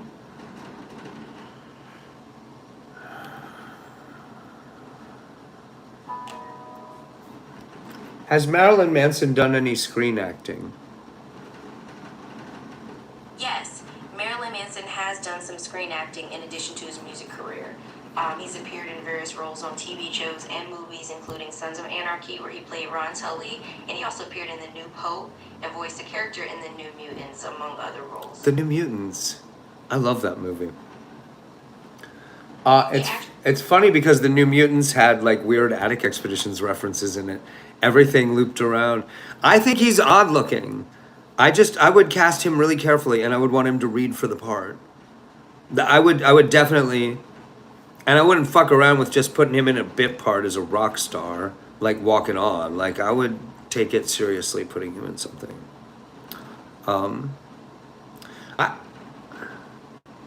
He's got such an odd look. I don't know what he can project as an actor. Rock stars are always really good actors. Like that, it's just like the skill set. Yeah. I would assume that live streamers are too. My guy has a real Marilyn Manson expert in chat and he's asking AI. No, it was easier for the AI to break out what the major roles were. Why would I make this guy school me? I got the AI right here. 3:30. How are you, Aaron? This guy's a fraud about the film industry. Everyone knows Manson acts. I'm an expert on old movies. The movies I made mostly were like, I haven't kept up since last time I was a critic watching everything was I think 2009, 2010. I don't watch TV at all. He was on Sons of Anarchy. Like I just don't watch TV. And he did a voice for the New Mutants, so he's not visible in it. I don't know who he played in the New Mutants, but you don't see him. I knew he acted because word got to us that he wanted to do some acting. There was also some pressure on us to put Kid Rock in that role. Like a couple of the casting agents we were talking to wanted, like they were like, Kid Rock really wants to get into acting, and I was like, fuck no. Like that guy. I don't know. I had a vibe that his career would go in some weird way that would make him someone you didn't want in your movie. But also, again, funny looking. Like he's too present. You can't just play a guy in a walk-on part. Alice Cooper is actually a character actor. Like he's a good character actor. When I talked to him about his movie career, he was like the only reason, well, not the only reason, but the main reason he did Attic Expeditions is because he only does acting roles that are in movies that fit with the Alice Cooper oeuvre. He was like, because he's a pretty good actor and has done some big movies, they offer him stuff in mainstream movies regularly. This was back in the 90s he said this. But he only acts in movies if it fits with the Alice Cooper like thing. So Attic Expeditions being a super trippy weirdo horror movie with like about a mental hospital is perfect. And he's a big Jeffrey Combs fan too. He's like really wanted to be in a Jeffrey Combs movie.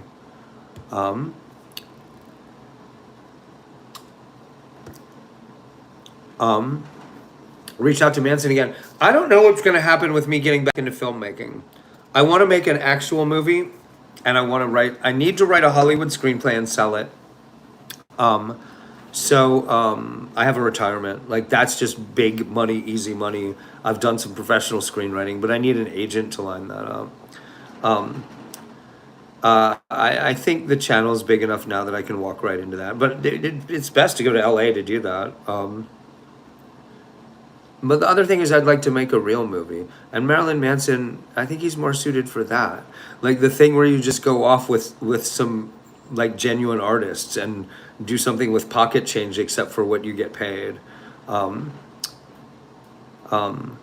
My main, the last thing I did in film that was really interesting was American Guinea Pig. And because of the connection to Stephen Biro, like Stephen Biro and I are on the outs. He threw a crazy bipolar temper tantrum at me. We got in a fist fight. Man, Biro's kitchen had all the weapons and torture instrument props from American Guinea Pig all over every surface in the kitchen. Like, he would get drunk late at night and just go on eBay and buy weird instruments of torture and medical devices.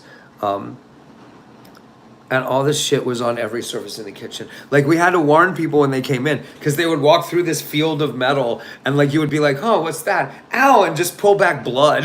like the whole room was just a danger. Like, it would be like, oh, that's a Japanese, like, you really don't want to touch that. In fact, don't touch anything over there.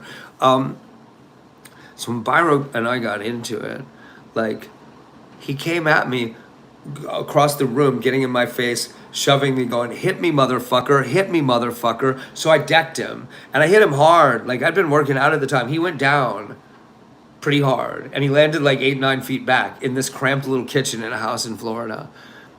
And like, immediately I'm like, all right, get up and let's take this outside. Get up and let's take this outside. He gets up and he comes at me like a bull.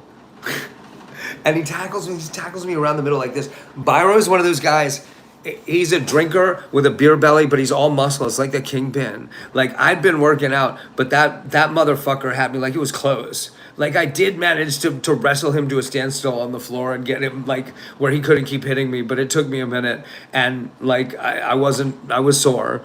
But there was a long moment where he was doing this thing. He had me around the middle and he kept banging me into the counters. And we were banging around like pinballs. And all of these weird weapons and torture instruments and medical instruments were all over every counter, just flying everywhere. It's insane. Neither of us took the hit. The whole time this was happening, Red Panther was standing there going, guys, stop. Steven, stop. Steven, stop. Like... who got punched? I punched Stephen Biro of Unearthed Films, the director of American Guinea Pig, producer on Gator Green. But I think he'd still produce and distribute a movie for me if I made a guinea pig movie or something that fit Unearthed. Unearthed distributes super low budget movies that are very arty and intellectual, that are very, very, very gory. That's his remit. Biro's a really smart guy with really peculiar, really specific taste. I could direct a guinea pig movie or something like a guinea pig movie and be sure of distribution through him. But the production model that makes sense is you only spend like $10,000 making the movie. Like, you don't fuck around. There's no, Hollywood is dead because it cannot pivot toward the new model in which the dollar is itself bankrupted and meaningless. So much now is different. Hollywood's like Washington. It's an upside down pyramid and it's going to topple. I bet you wouldn't punch Joe Rogan's dog. Hey, why you gotta bring that son of a bitch in here? Why did he do that to me? I was viciously attacked by a golden retriever when I was in 7th grade too, where my friend was, and I had to fight the dog. It's like a joke God played on me. Like driving back to Ithaca. They're both jokes God played on me. If Marilyn Manson was doing a live stream right now, I'd be watching that instead. Yeah, but he's got better things to do, right? There's also this weird thing where there's a generation, like a half a generation before me, it's podcasts. And so, like, the guys who got into this space like 10 years ahead of me are not live streamers, they're podcasters. And now that I'm starting to get slightly bigger, people keep suggesting I start a podcast. And it's like, but I'm already doing this. I got this. Also, they'll be like, why aren't you on Twitch or Kick? And I'm like, the audience, and like, I've got this. I got my little corner of the square here. I'm good. I need a better camera and a better microphone. I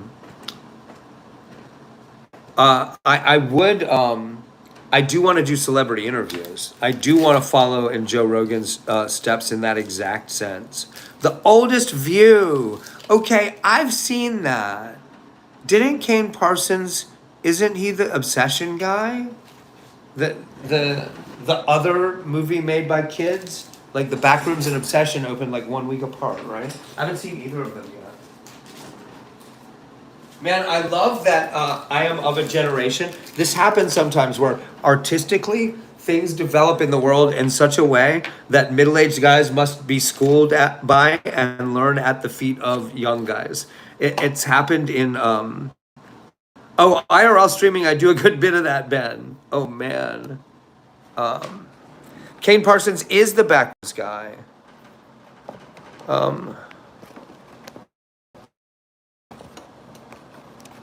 Did I serve in Vietnam, Korea?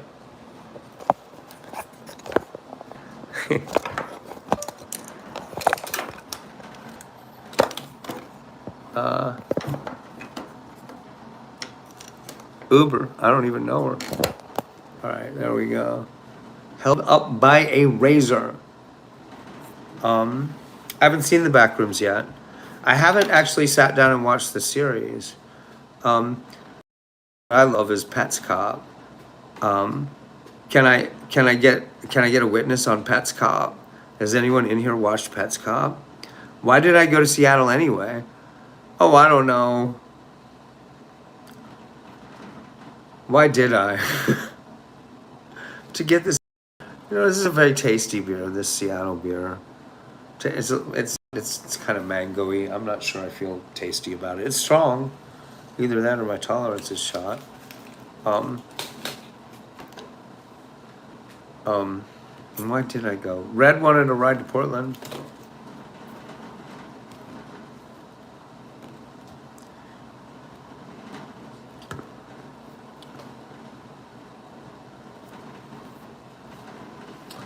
Is that a reason? Am I upset with John Porky? No. He's really mentally ill, and he took damage here too. Yeah, he doesn't get to come in here anymore. That's meaningful to him.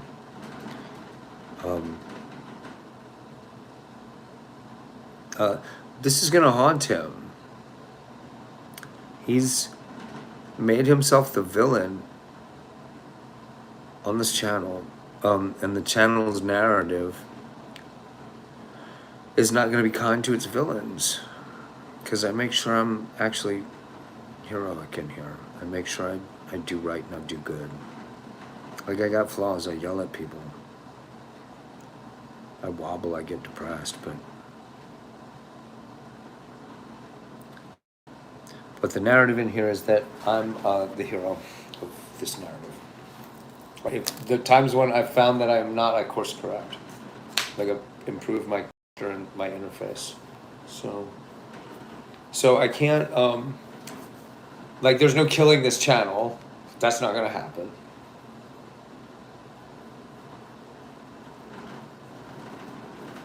I think YouTube likes me. The only thing YouTube's gotten after me about is listening to music.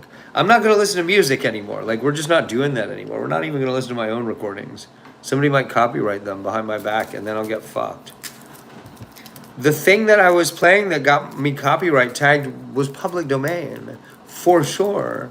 The original Elvis, Scotty, and Bill's Son Records mix of That's All Right Mama is public domain. No, it's okay, you have permission. I had permission for that. It's public domain. I'm just a sucker for environmental storytelling. Oh man, The Wicker Man's one of my very favorite movies, Jenna. Do you like the longer version? Like the one that's 10 minutes longer? Red and I used to get into this. And one of the movies I want to write is, I can't figure out a way for it not to be a ripoff of The Wicker Man. Holy Mountain I've never seen because I watch clips and previews and want to save it for when I'm tripping really hard on really good hallucinogens. And then like when I'm actually tripping, I'm scared of it. I like Santa Sangre. Like Jodorowsky, I'm not sure I think The Elephant Man is David Lynch's worst movie, and I mean, I don't think Mel Brooks makes good movies. I don't. I think The Elephant Man is interesting but bad. David Lynch wasn't ready to direct big budget stuff yet, and the perfectly imagined by its producer Mel Brooks. The Outlaw Josie Wales. So I get that confused with the other. All right, no, I had to relog into the Wi-Fi. If anyone doesn't know, the Elephant Man was actually a project created by Mel Brooks, the filmmaker behind Young Frankenstein. Wait, can you hear me? Can you see me? Can you hear me? Can you see me? Um, Testing 1 2 check 1 2 1 2 check 1 2. I should have bought 2 candy bars. You're back. Okay, so yeah, so Mel Brooks made a string of brilliant lowbrow comedies. The producers, Blazing Saddles, Young Frankenstein. Um, when he decided to throw his weight around and depart, make a movie that was not a Mel Brooks movie. He saw, I think The Elephant Man was originally a London stage show. Mel Brooks bought the play, and then he saw Eraserhead, David Lynch's experimental first feature, and he hired David Lynch, based on Eraserhead, to direct The Elephant Man. So he kind of buried his name in the credits. It wasn't promoted that way, but The Elephant Man was a Mel Brooks movie. Just guns for hire. Now, why Mel Brooks wanted to do sort of a historically based, gothic tangential, adjacent, dark, heavy drama, I don't know, but he did make a follow-up. It flopped. Freddie Francis, the famous cinematographer who shot The Elephant Man for David Lynch. Now, Freddie Francis was a director and a cinematographer and a designer who worked for, he did a lot of really fun, low-budget British horror movies in the 60s and early 70s. He worked for Amicus a lot, and Hammer a little bit. Dr. Terror's House of Horrors is maybe his best movie as a director. Also, Girly, movie called Girly, really good. He shot The Innocents, which is a famous movie. They didn't direct that one. Hey, police dude, how are you? So Freddie Francis shot The Elephant Man for David Lynch and Mel Brooks. The follow-up he directed, it's called The Doctor and the Devils. It's sort of a de facto remake of The Body Snatcher. It's about the Burke and Hare murders, the guys who started murdering people so they could sell fresher corpses to the docs at the medical academy.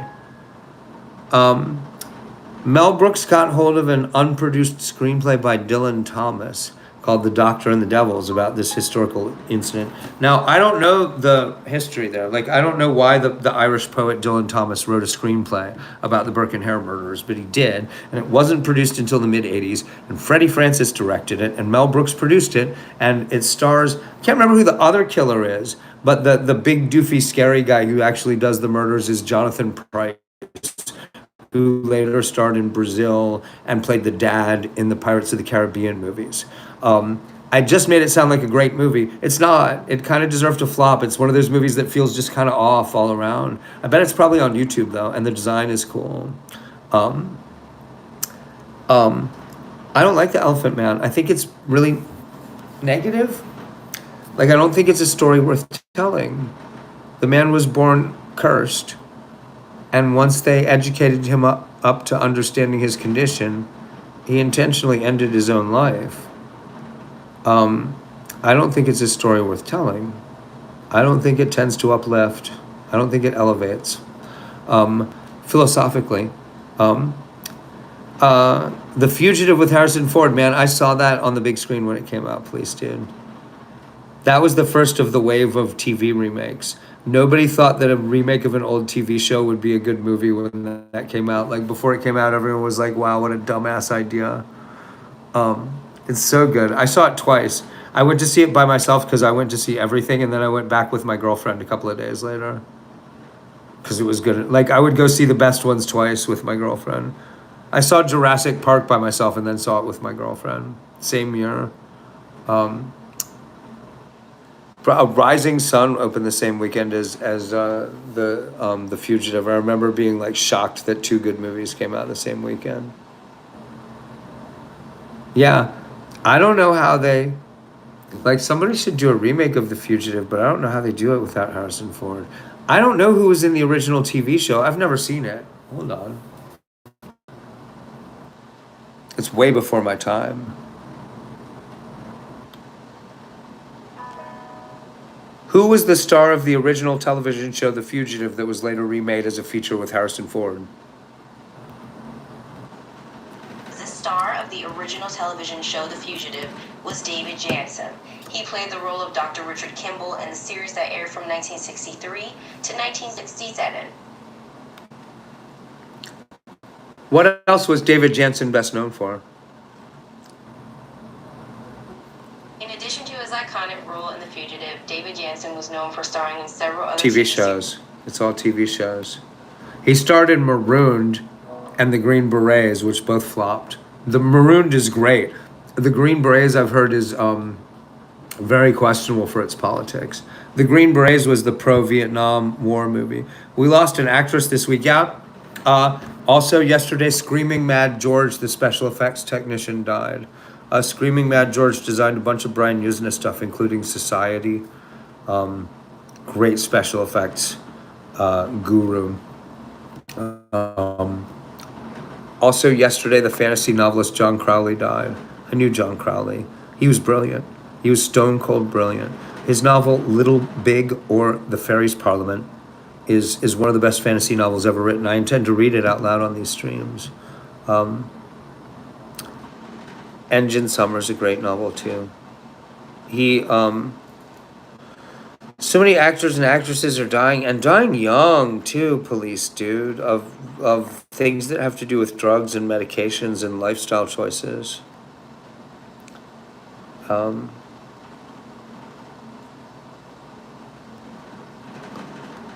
Hayden Panettiere. Rising Sun came out in July. Jurassic Park came out in June. Yeah, and The Fugitive, I want to say, opened the same weekend as Rising Sun, because I remember going to see them both twice that week. Yeah, I was living in Tullahoma, Tennessee, because my girlfriend lived there. And there was a movie theater, a 6-screen movie theater there that was basically the only thing to do there. This was pre-internet. Closest bookstores and record stores were an hour away in Nashville. More than an hour away, I think, if I remember right. I know I got the cigar out. Motherfucker,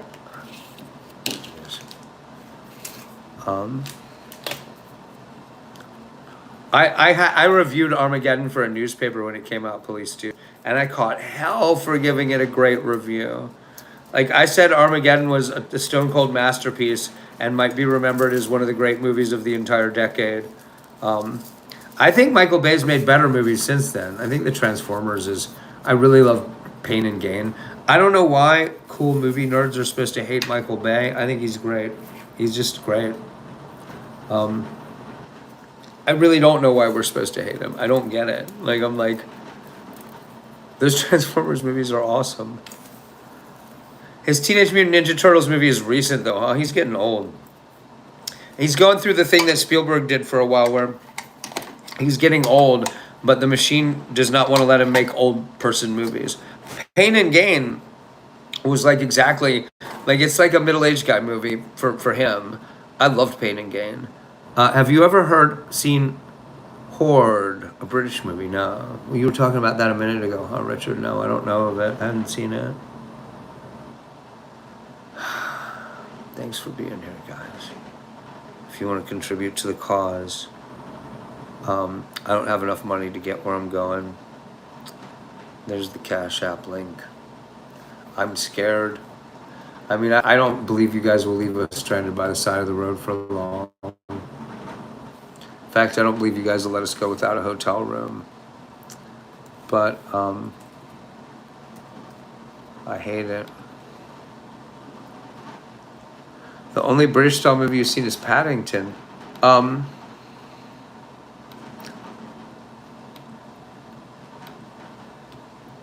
mean, well, Ridley Scott's British. You've seen Blade Runner and Alien, haven't you? They make a lot of big action movies that are essentially British movies. Pirates of the Caribbean movies, they were made in England. They do a lot of big production stuff outside London. So, I mean, I don't like British, I don't know, James Gunn's Guardians of the Galaxy movies, they shot those in London. A lot of the big directors on these things are British too, because it's one language. But I mean, like that's yeah. I mean, an actual British movie. That's I don't know. I've seen some low budget horror movies like that. That tends to be low budget stuff. And they do twee cute movies for old people, movies about like a small town where there's 10 weirdo characters and one person gets murdered and they're all real white and they have British accents. I think the Harry Potter movies kind of count as British, kind of. They definitely pass for British better than Peter Jackson's Lord of the Rings movies.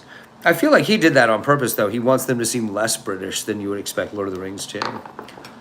I mean, New Zealand isn't really. I mean, New Zealand can barely pass for British. It's like me passing for white.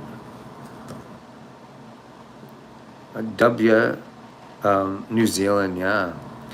They've been making great movies in New Zealand for a long time, though, before Peter Jackson. The light looks so weird there. I was going to talk about a New Zealand movie earlier from the early 80s called Bad Blood. I think it's 1981. You can find it on YouTube. It's a naturalist drama about an incident that happened one of the times they did a big roundup gun seizure buyback in New Zealand. I don't remember the whole context. This happened, I think, in the 60s, might happen in the 1950s, but there was a big political push to disarm the community. They rounded up all the long guns, all the repeater long guns that anyone owned, door to door. And this guy and his wife, they're kind of crazy. They're both bipolar, it seemed like, and they're alcoholics. And they unsuccessfully run a small dairy farm. It's not doing well. They're gross. And they just decide to refuse to give up the guns to the cops. They get it. Then this is based on a true historical incident. They get in a shootout with a couple of local sheriffs.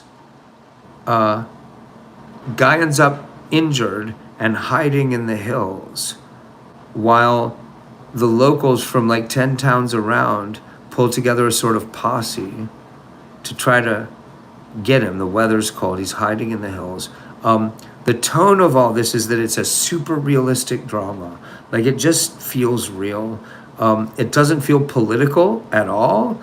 Like it does have a political context in that it feels like, because it's a true story told the right way, it explores the political issue the right way. They're mentally ill people. They're mentally ill. They shouldn't have had a gun to begin with. Are you still watching new Star Wars movies, please, dude? I didn't sit through any of the third trilogy. I hadn't watched any of them since then. I thought Solo was terrible, and then the other one, Rogue One. I thought Rogue One and Solo were both just unwatchable. Like, I gave up on Solo's just so cheap looking, and the writing is so weak. Crack is live. I should look in on him before I go to bed. I'm gonna duck out of here in a minute. I should probably suggest everyone raid his stream and hit stop, and we'll go over there. Is that what we do? I just say let's raid his stream. I'm gonna stop. Let's go. Let's all go over there. Is that what we do? I wish George Lucas didn't sell Star Wars. I've told you, police dude, about what I know about the plans they had for the 12-part movies originally, because God, I almost said who leaked that. I'm not supposed to know that.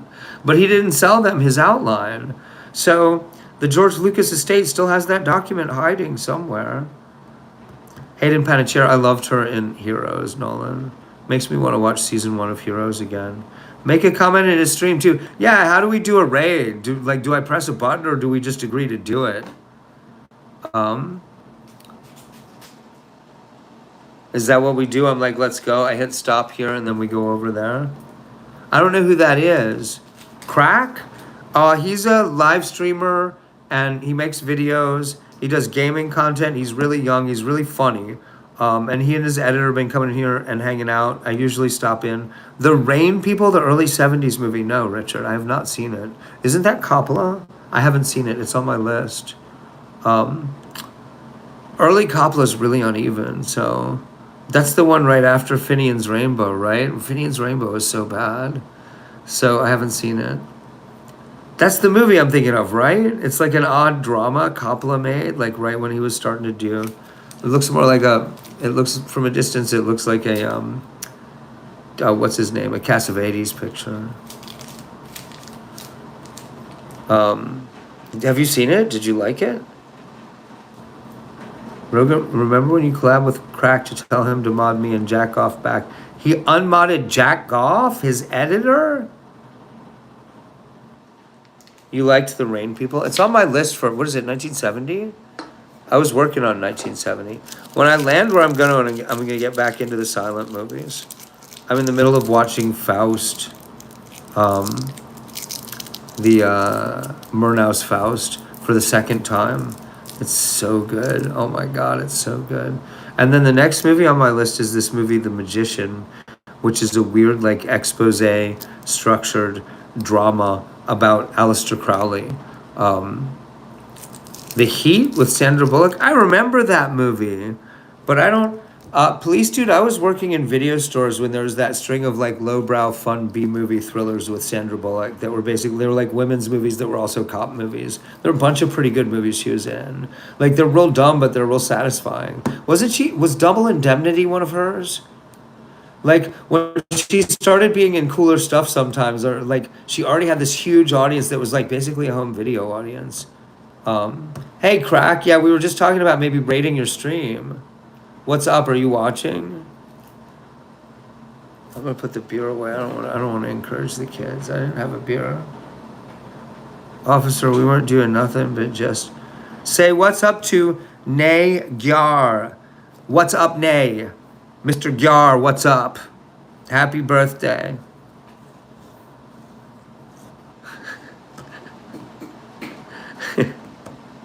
He's not a kid. Yeah, give me that beer. This beer's not getting me loopy. I need to drink more often. So I'm about to drive to Ithaca starting tomorrow morning, Crack. I'm gonna set out at probably noon tomorrow. I don't have enough money for the gas to get there. I'm short probably $200, and I sure will want a hotel room because it's like a 60-hour drive, and I'm not on meth. I'm gonna have the cats in the car. What beer? This beer. I had one of these. It's called his Zaffa. It's called Zaffa. I'm gonna call it Zaffa. I'm never gonna have another one. They're from Seattle. It's really strong, I think. Or is that just me? 6.9% alcohol. Okay, it's pretty strong.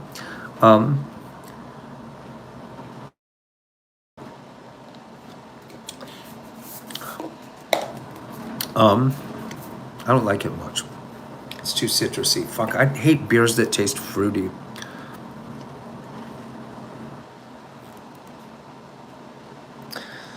Well, at least the buzz is, I'm scared to be buzzed the night before I go.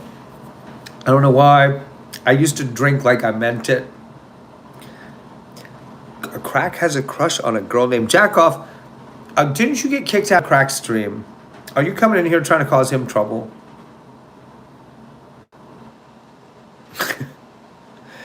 Crack, I was supposed to tell you to remod these jokers. Didn't you do the editing on his videos and you got kicked out and I still haven't even watched the videos? You should come over here and be my editor. I won't pay you. I need an editor. I'm not sure when though. When I land in Ithaca, I'll start to organize and figure out what I'm going to do. There's a couple of things I need an editor for. Sophie was threatening to be my editor, but man, that kid is a flake. She did make some shorts and stuff. No, I really do have a crush on her. You'll be surprised how much it won't help to like get to be a star. I can tell you, like screenwriting and when I was in a popular band in a small town, like eventually the girls dig you because of it, but they aren't the girls that inspired you to do it. Unpaid editor. I don't have the money yet, Ryan. And that's why I'm joking about it. I haven't asked anyone to be an editor yet because there isn't any percentage in it. Nah, I don't know. I just got muted, but it wasn't him. I made a new account and I'm back on his lives. Is it bad that you've been... Tell Jelly to stop Sophia from flaking. I mean, Jelly's a little fractious herself. She's a little rambunctious herself. I'm gonna mute this for a second so you guys don't have to hear me take a lead.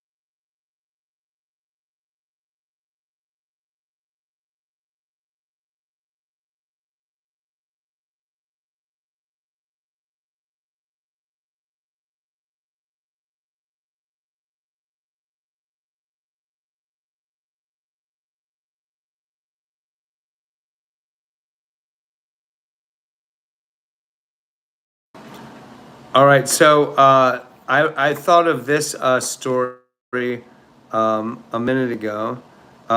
Yeah, Crack, by the way, the videos that Jack Goff edited for him. So he's really funny in live stream. But I hadn't finished watching it yet. I'm doing the dumbass thing where I'm reviewing something based on like 10% of it. But I was passing out after one of my streams the other night and put it on and watched like 4 minutes of it. The one where you're talking about the guy, the kid you compared him to Adolf Hitler, the op coming at you in the title. Like I just watched about 3 or 4 minutes. I didn't even start to get the full story, but I watched enough to be like, okay, that's really funny and the editing is really good. Um, exactly the level and kind of editing I need for part of my movie review videos. Um, Tell Crack to remod you so you can get rid of the ops. I don't know if that is really what I should commit to. I think I'm being bamboozled. Where did I buy these glasses? Oh my God. So I fell on the side of my head while I was drunk and high coming back from a movie on my bicycle and smashed my glasses. And I went to the Walmart and they were like, I was like, do you have any frames that you can just pop the lenses out? And because I can't afford a new prescription yet. And the only glasses that were the right size and shape that you could just jam the lenses directly into them were discontinued children's glasses. These were discontinued children's glasses in this old bin from like 4 years ago. Now, what child, like I was like, they're for like fourth or fifth graders? And they're like, yeah. So I'm like, what? They're supposed to be like huge on my face? That's so weird. Would you say that you're happy? Never. Don't admit emotion. Do you know Bobby Lee? I don't think so. Why y'all trying to ship me and Crack? I don't think it's age appropriate.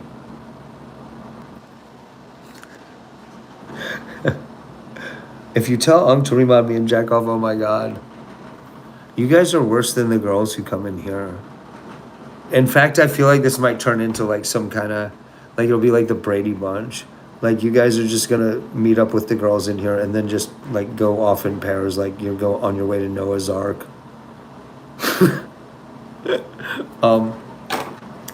Yeah, I gotta line up some gaming content to do with Crack when I get settled in Noah from the Bible.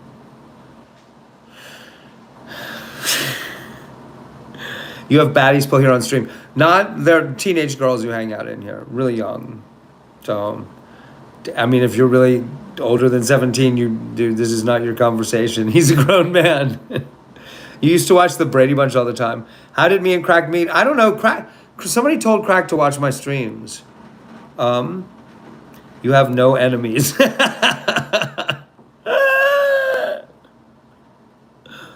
You're 18 and a female. Oh my God. You're all catfish. You're all John Porky.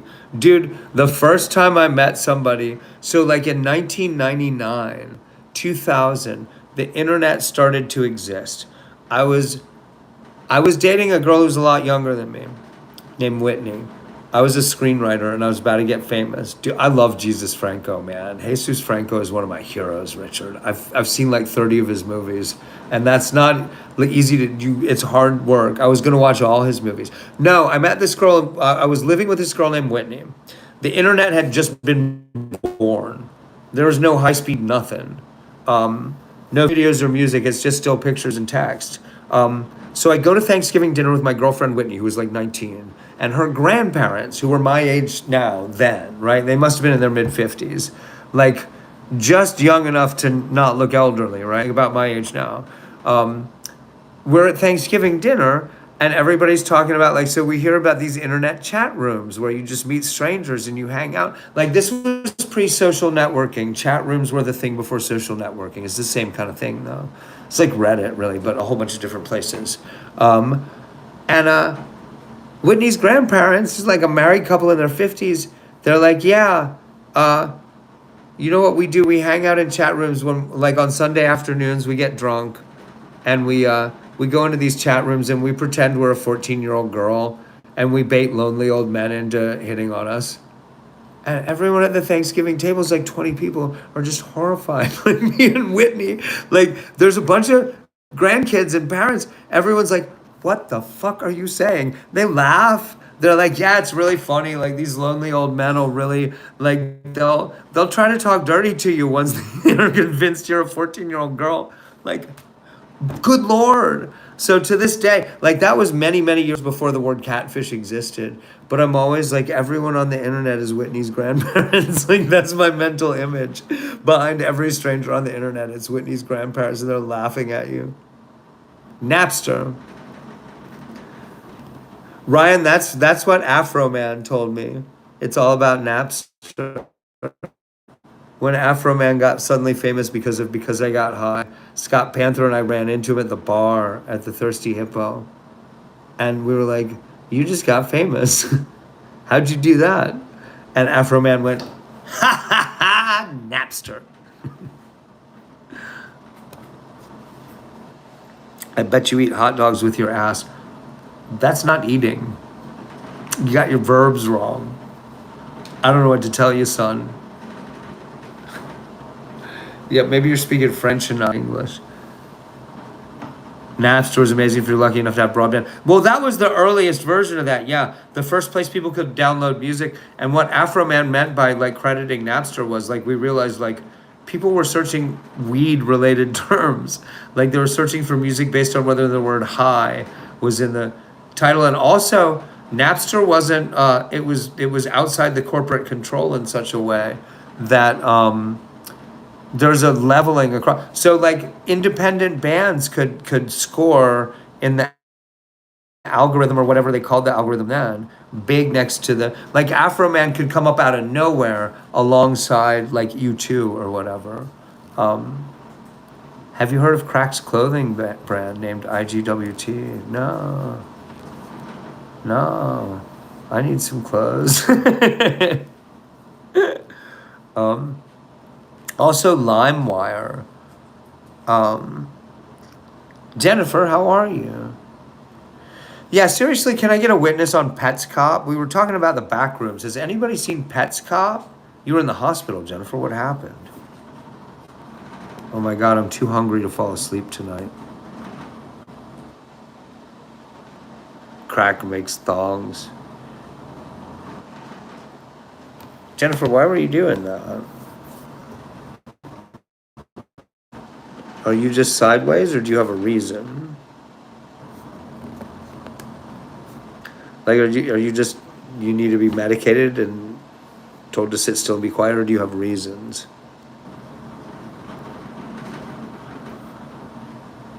Because I don't like it. Okay, but is it something you can get out of to make your life better? Or are you just wired sideways so it feels shitty being alive?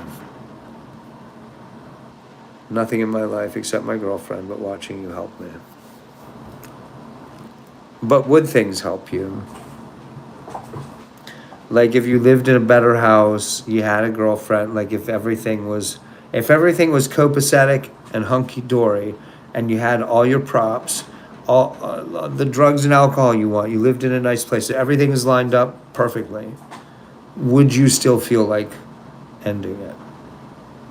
Because it's sort of two different ailments. Whether your life circumstances are stultifying and screwing you over, or whether you're wired to feel bad like that. Because I have both. I'm wired to feel bad like that, and my life is sideways. No. So nothing would help. You're just wired wrong. So many things in my life help me out, and you're one of those things, right? But if you're nervous in such a way that you just want out because it's uncomfortable, you just don't like being awake and alive, you're not gonna like it unless you're doped up or something, distracted. That's a different problem than your life is a wreck you gotta fix. Some people are wired to feel bad. Right. I'm wired to feel bad. I'm not. I have to medicate it. I did not want to be here anymore. I never want to be here. I have to be here. You don't have to want to be here. It's almost certain that there's a reason you're here that is bigger than you.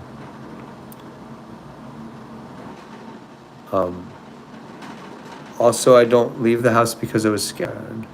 So, but that's what I mean. It sounds like you're just nervous. You're wired sideways. You don't feel good. You don't feel safe, but you are safe, right? You're saying you don't feel safe. It's you. It's not the lack of safety. And I was tired of it, but I got help.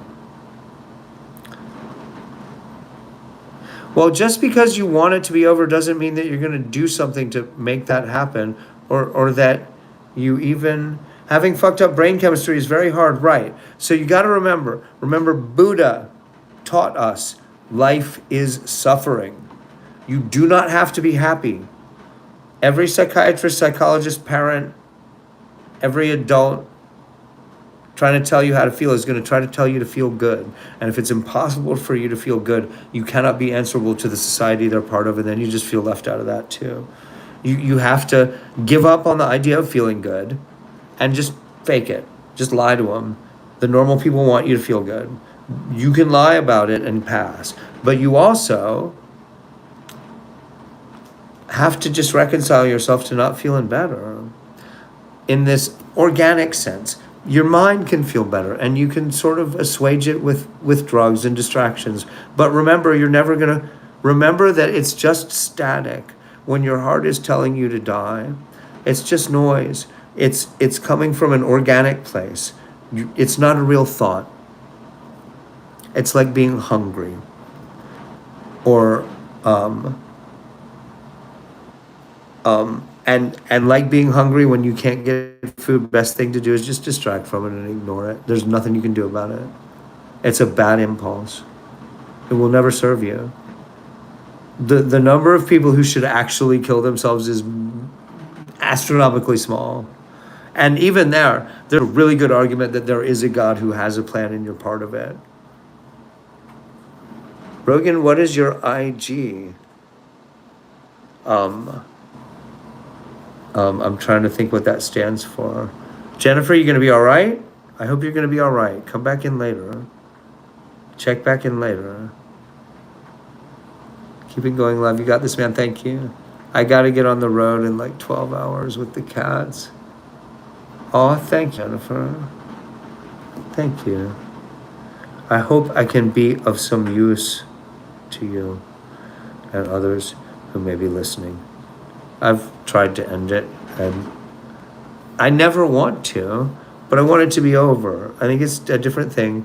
I don't think professional psychiatrists, people helpers, social workers often understand. You be existentially committed to wanting it to be over, philosophically checked out, and you can...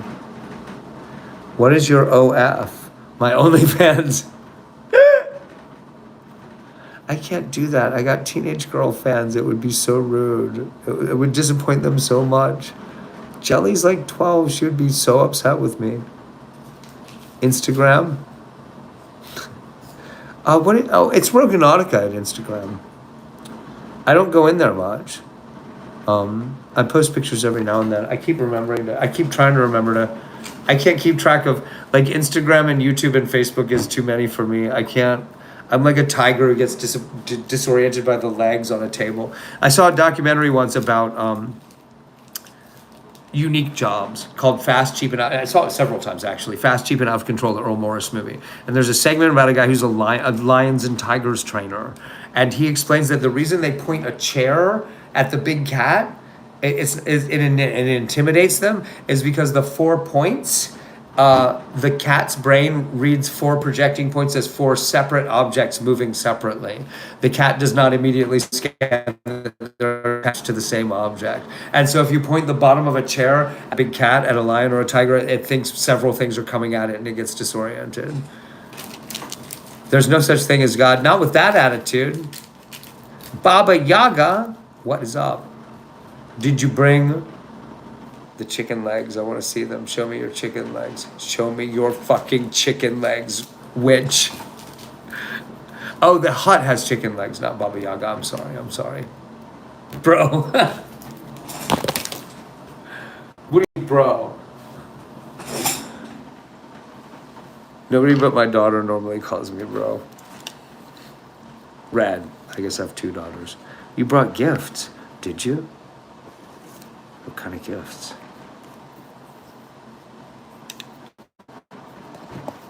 I like gifts. Did you bring McDonald's?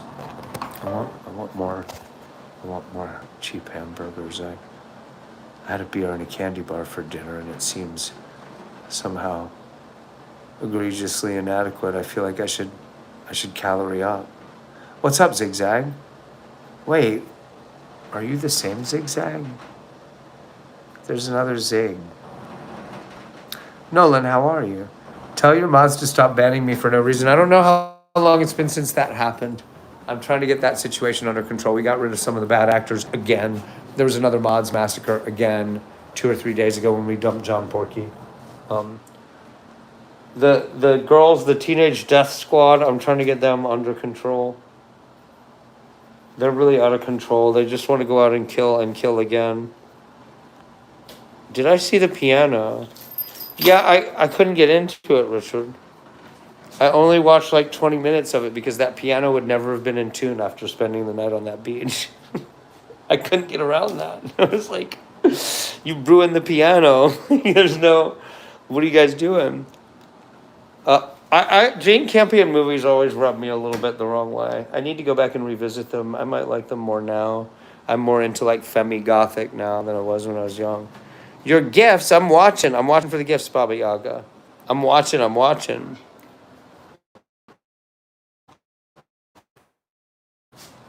little distracted while I was just looking for the lighter I have in my hand. Are you all right, Pie Wacket? What's up, buddy? Yeah, you just eating some more food.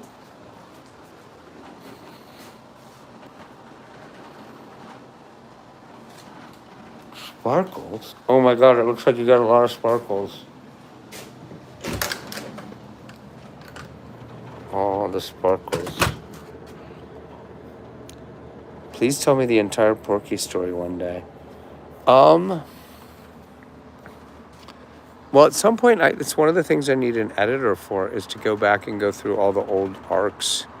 And do I know Crack YT? Yeah, well, I mean, I watched him stream. What are you wanting?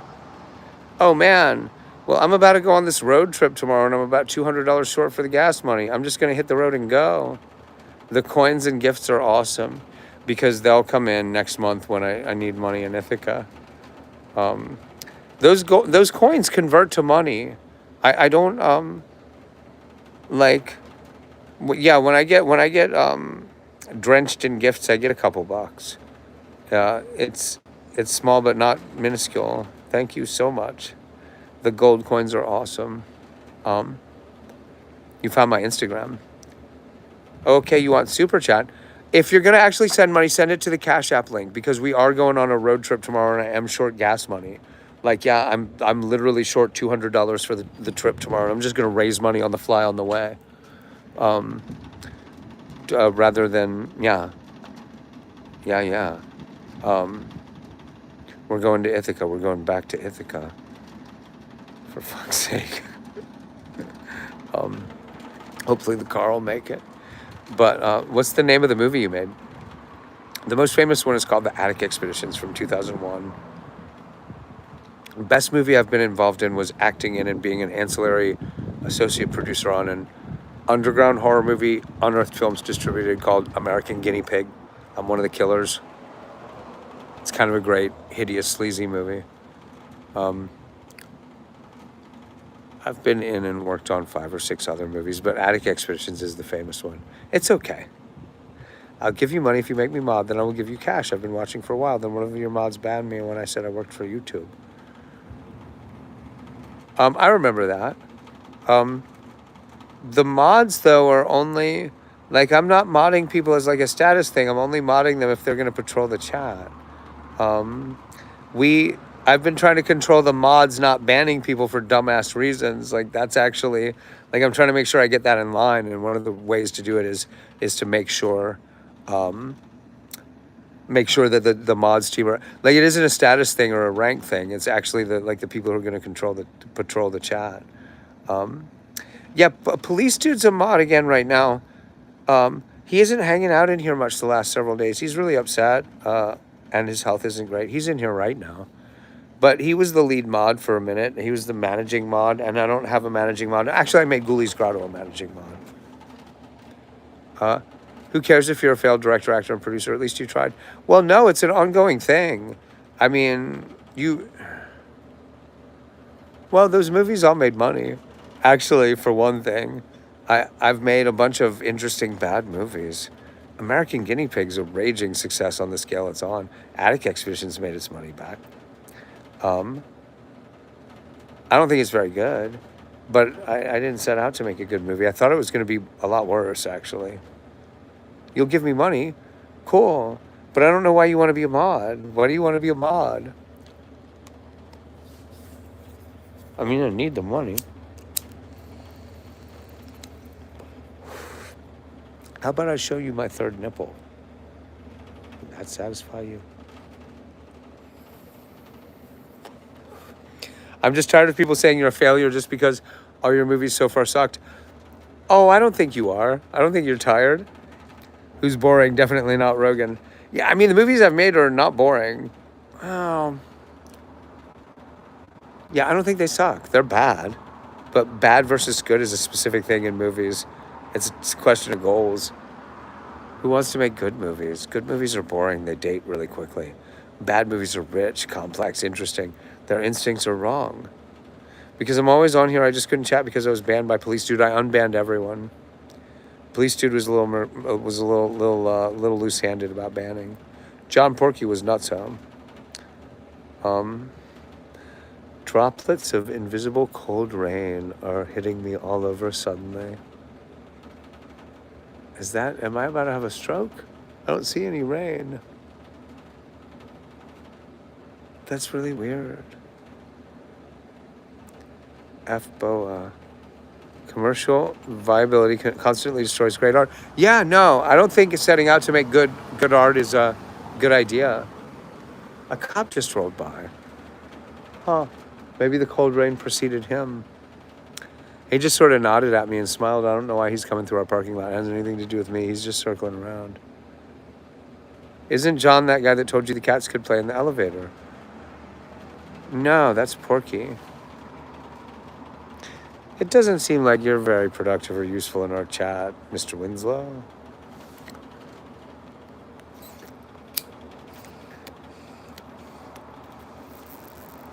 I see you have Cash App. I don't understand why you want to be a mod, though, Baba Yaga. You don't have to pay to be a mod. You have to demonstrate that you'll be good at being a mod. Offering to pay to be a mod doesn't seem like the best way to do that. Yeah, I need money. And I'm moderate on 15 channels. I don't...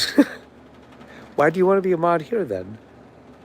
What's up, Foo? What's up, Cinnamon Baby? I hope you brought sugar as well as cinnamon, because then we can make toast.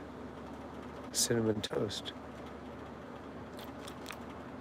Maybe a little nutmeg.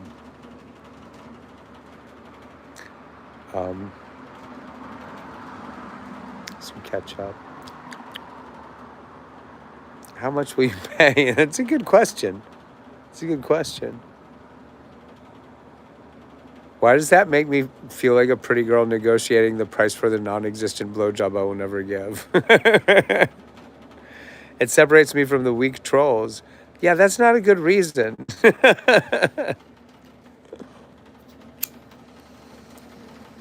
That implies you want to be a strong troll. We don't need any more trolls in the mods. It's bad enough with the teenage girls. I gotta let them run amok a little bit.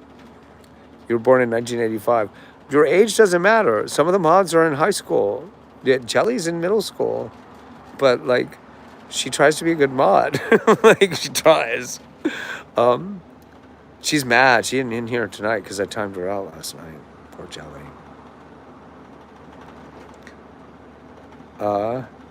Cover his gas deficit, please, and don't be a tyrant if they mod you, Baba. I mean, yeah. That statement was straight up weird. I don't know which one we're talking about, but if I said it, you're probably right. I mean, ice cream has no bones. I don't know if you've thought about that.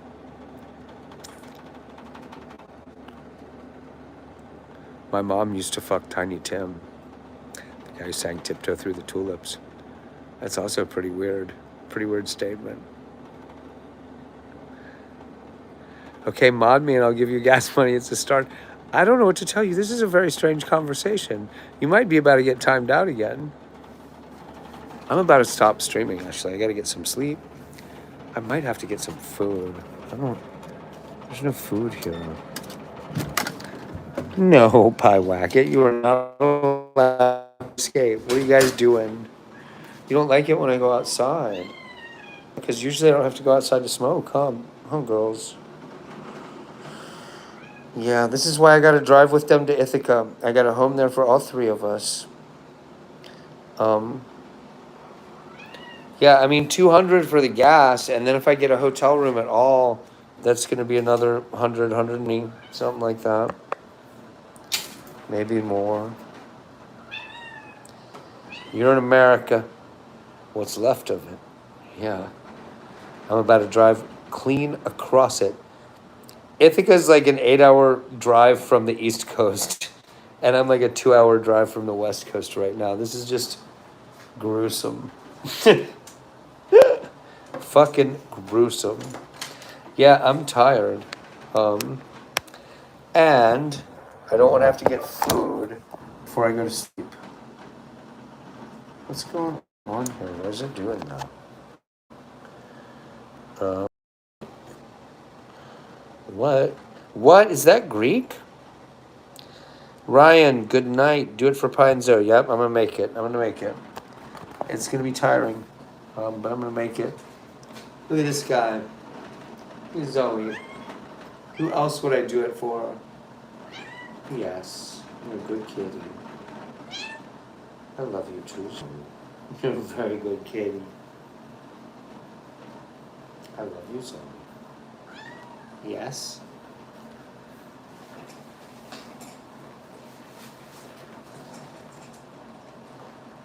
So my money is more than your money. That hotel room is violation with that smoke detector alarm. I don't know what you mean. I'm not smoking in here, so. I did accidentally a little bit earlier. Like I took one end off the pipe and then remembered. All right.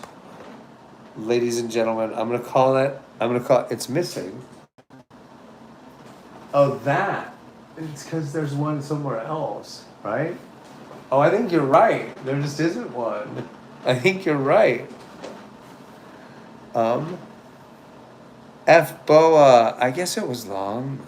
It didn't feel like a long day for me. Hey, Rogan, did you rest? I'm about to. I took a half-assed nap earlier. I had one of the two conversations I needed to have, Tia. I'm going to go to sleep now. I got 12 hours till I got to leave the room. I'm going to sleep without the alarm on. I normally only sleep about 5 hours. Maybe that beer will help. Alcohol only agrees with me now in very small quantities. I'm fucking lightweight. Weed, too. Like, I don't, you know. I'm an old man. I'm old as dirt. You can feel it. You can feel it when it comes to tobacco and alcohol. Your entire body is like, really? Really? Must you kick me again? Um, huh. Huh. I apparently have a whole set of liked videos that I. Oh, wow, I forgot about that guy. I wanted to make sure I saw his. A young guy who does Dragon Ball Z reviews reviewed Planet of the Apes. He did a really good job of it. Um, why haven't I developed a tolerance? It goes away when you stop drinking. So, I think you just got a free room, no smoke alarm. What, am I gonna complain? Or they get reported to the department and fined? Yeah, that'd be a way to make sure I'm always welcome at other stores in the Motel 6 chain. I don't I don't give a fuck if they put a fire alarm in this room. It ain't my building. The door's right there. I don't gotta worry about the fucking fire alarm. Um, I'll see you guys in the morning. Yeah, I'm probably gonna. I'll stream from the road almost every minute of it. Almost every minute. It's gonna be low quality, unlike the other streams, because I'm saving the higher quality on the new phone. I don't know how much high speed data I have left.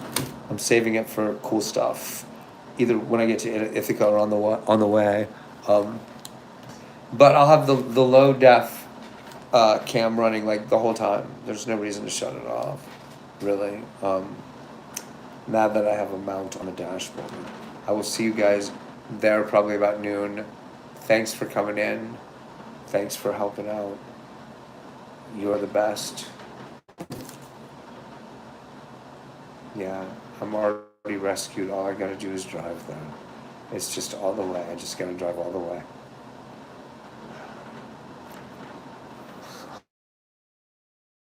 I'll make it. I'll make it. I'll see you guys tomorrow. It's gonna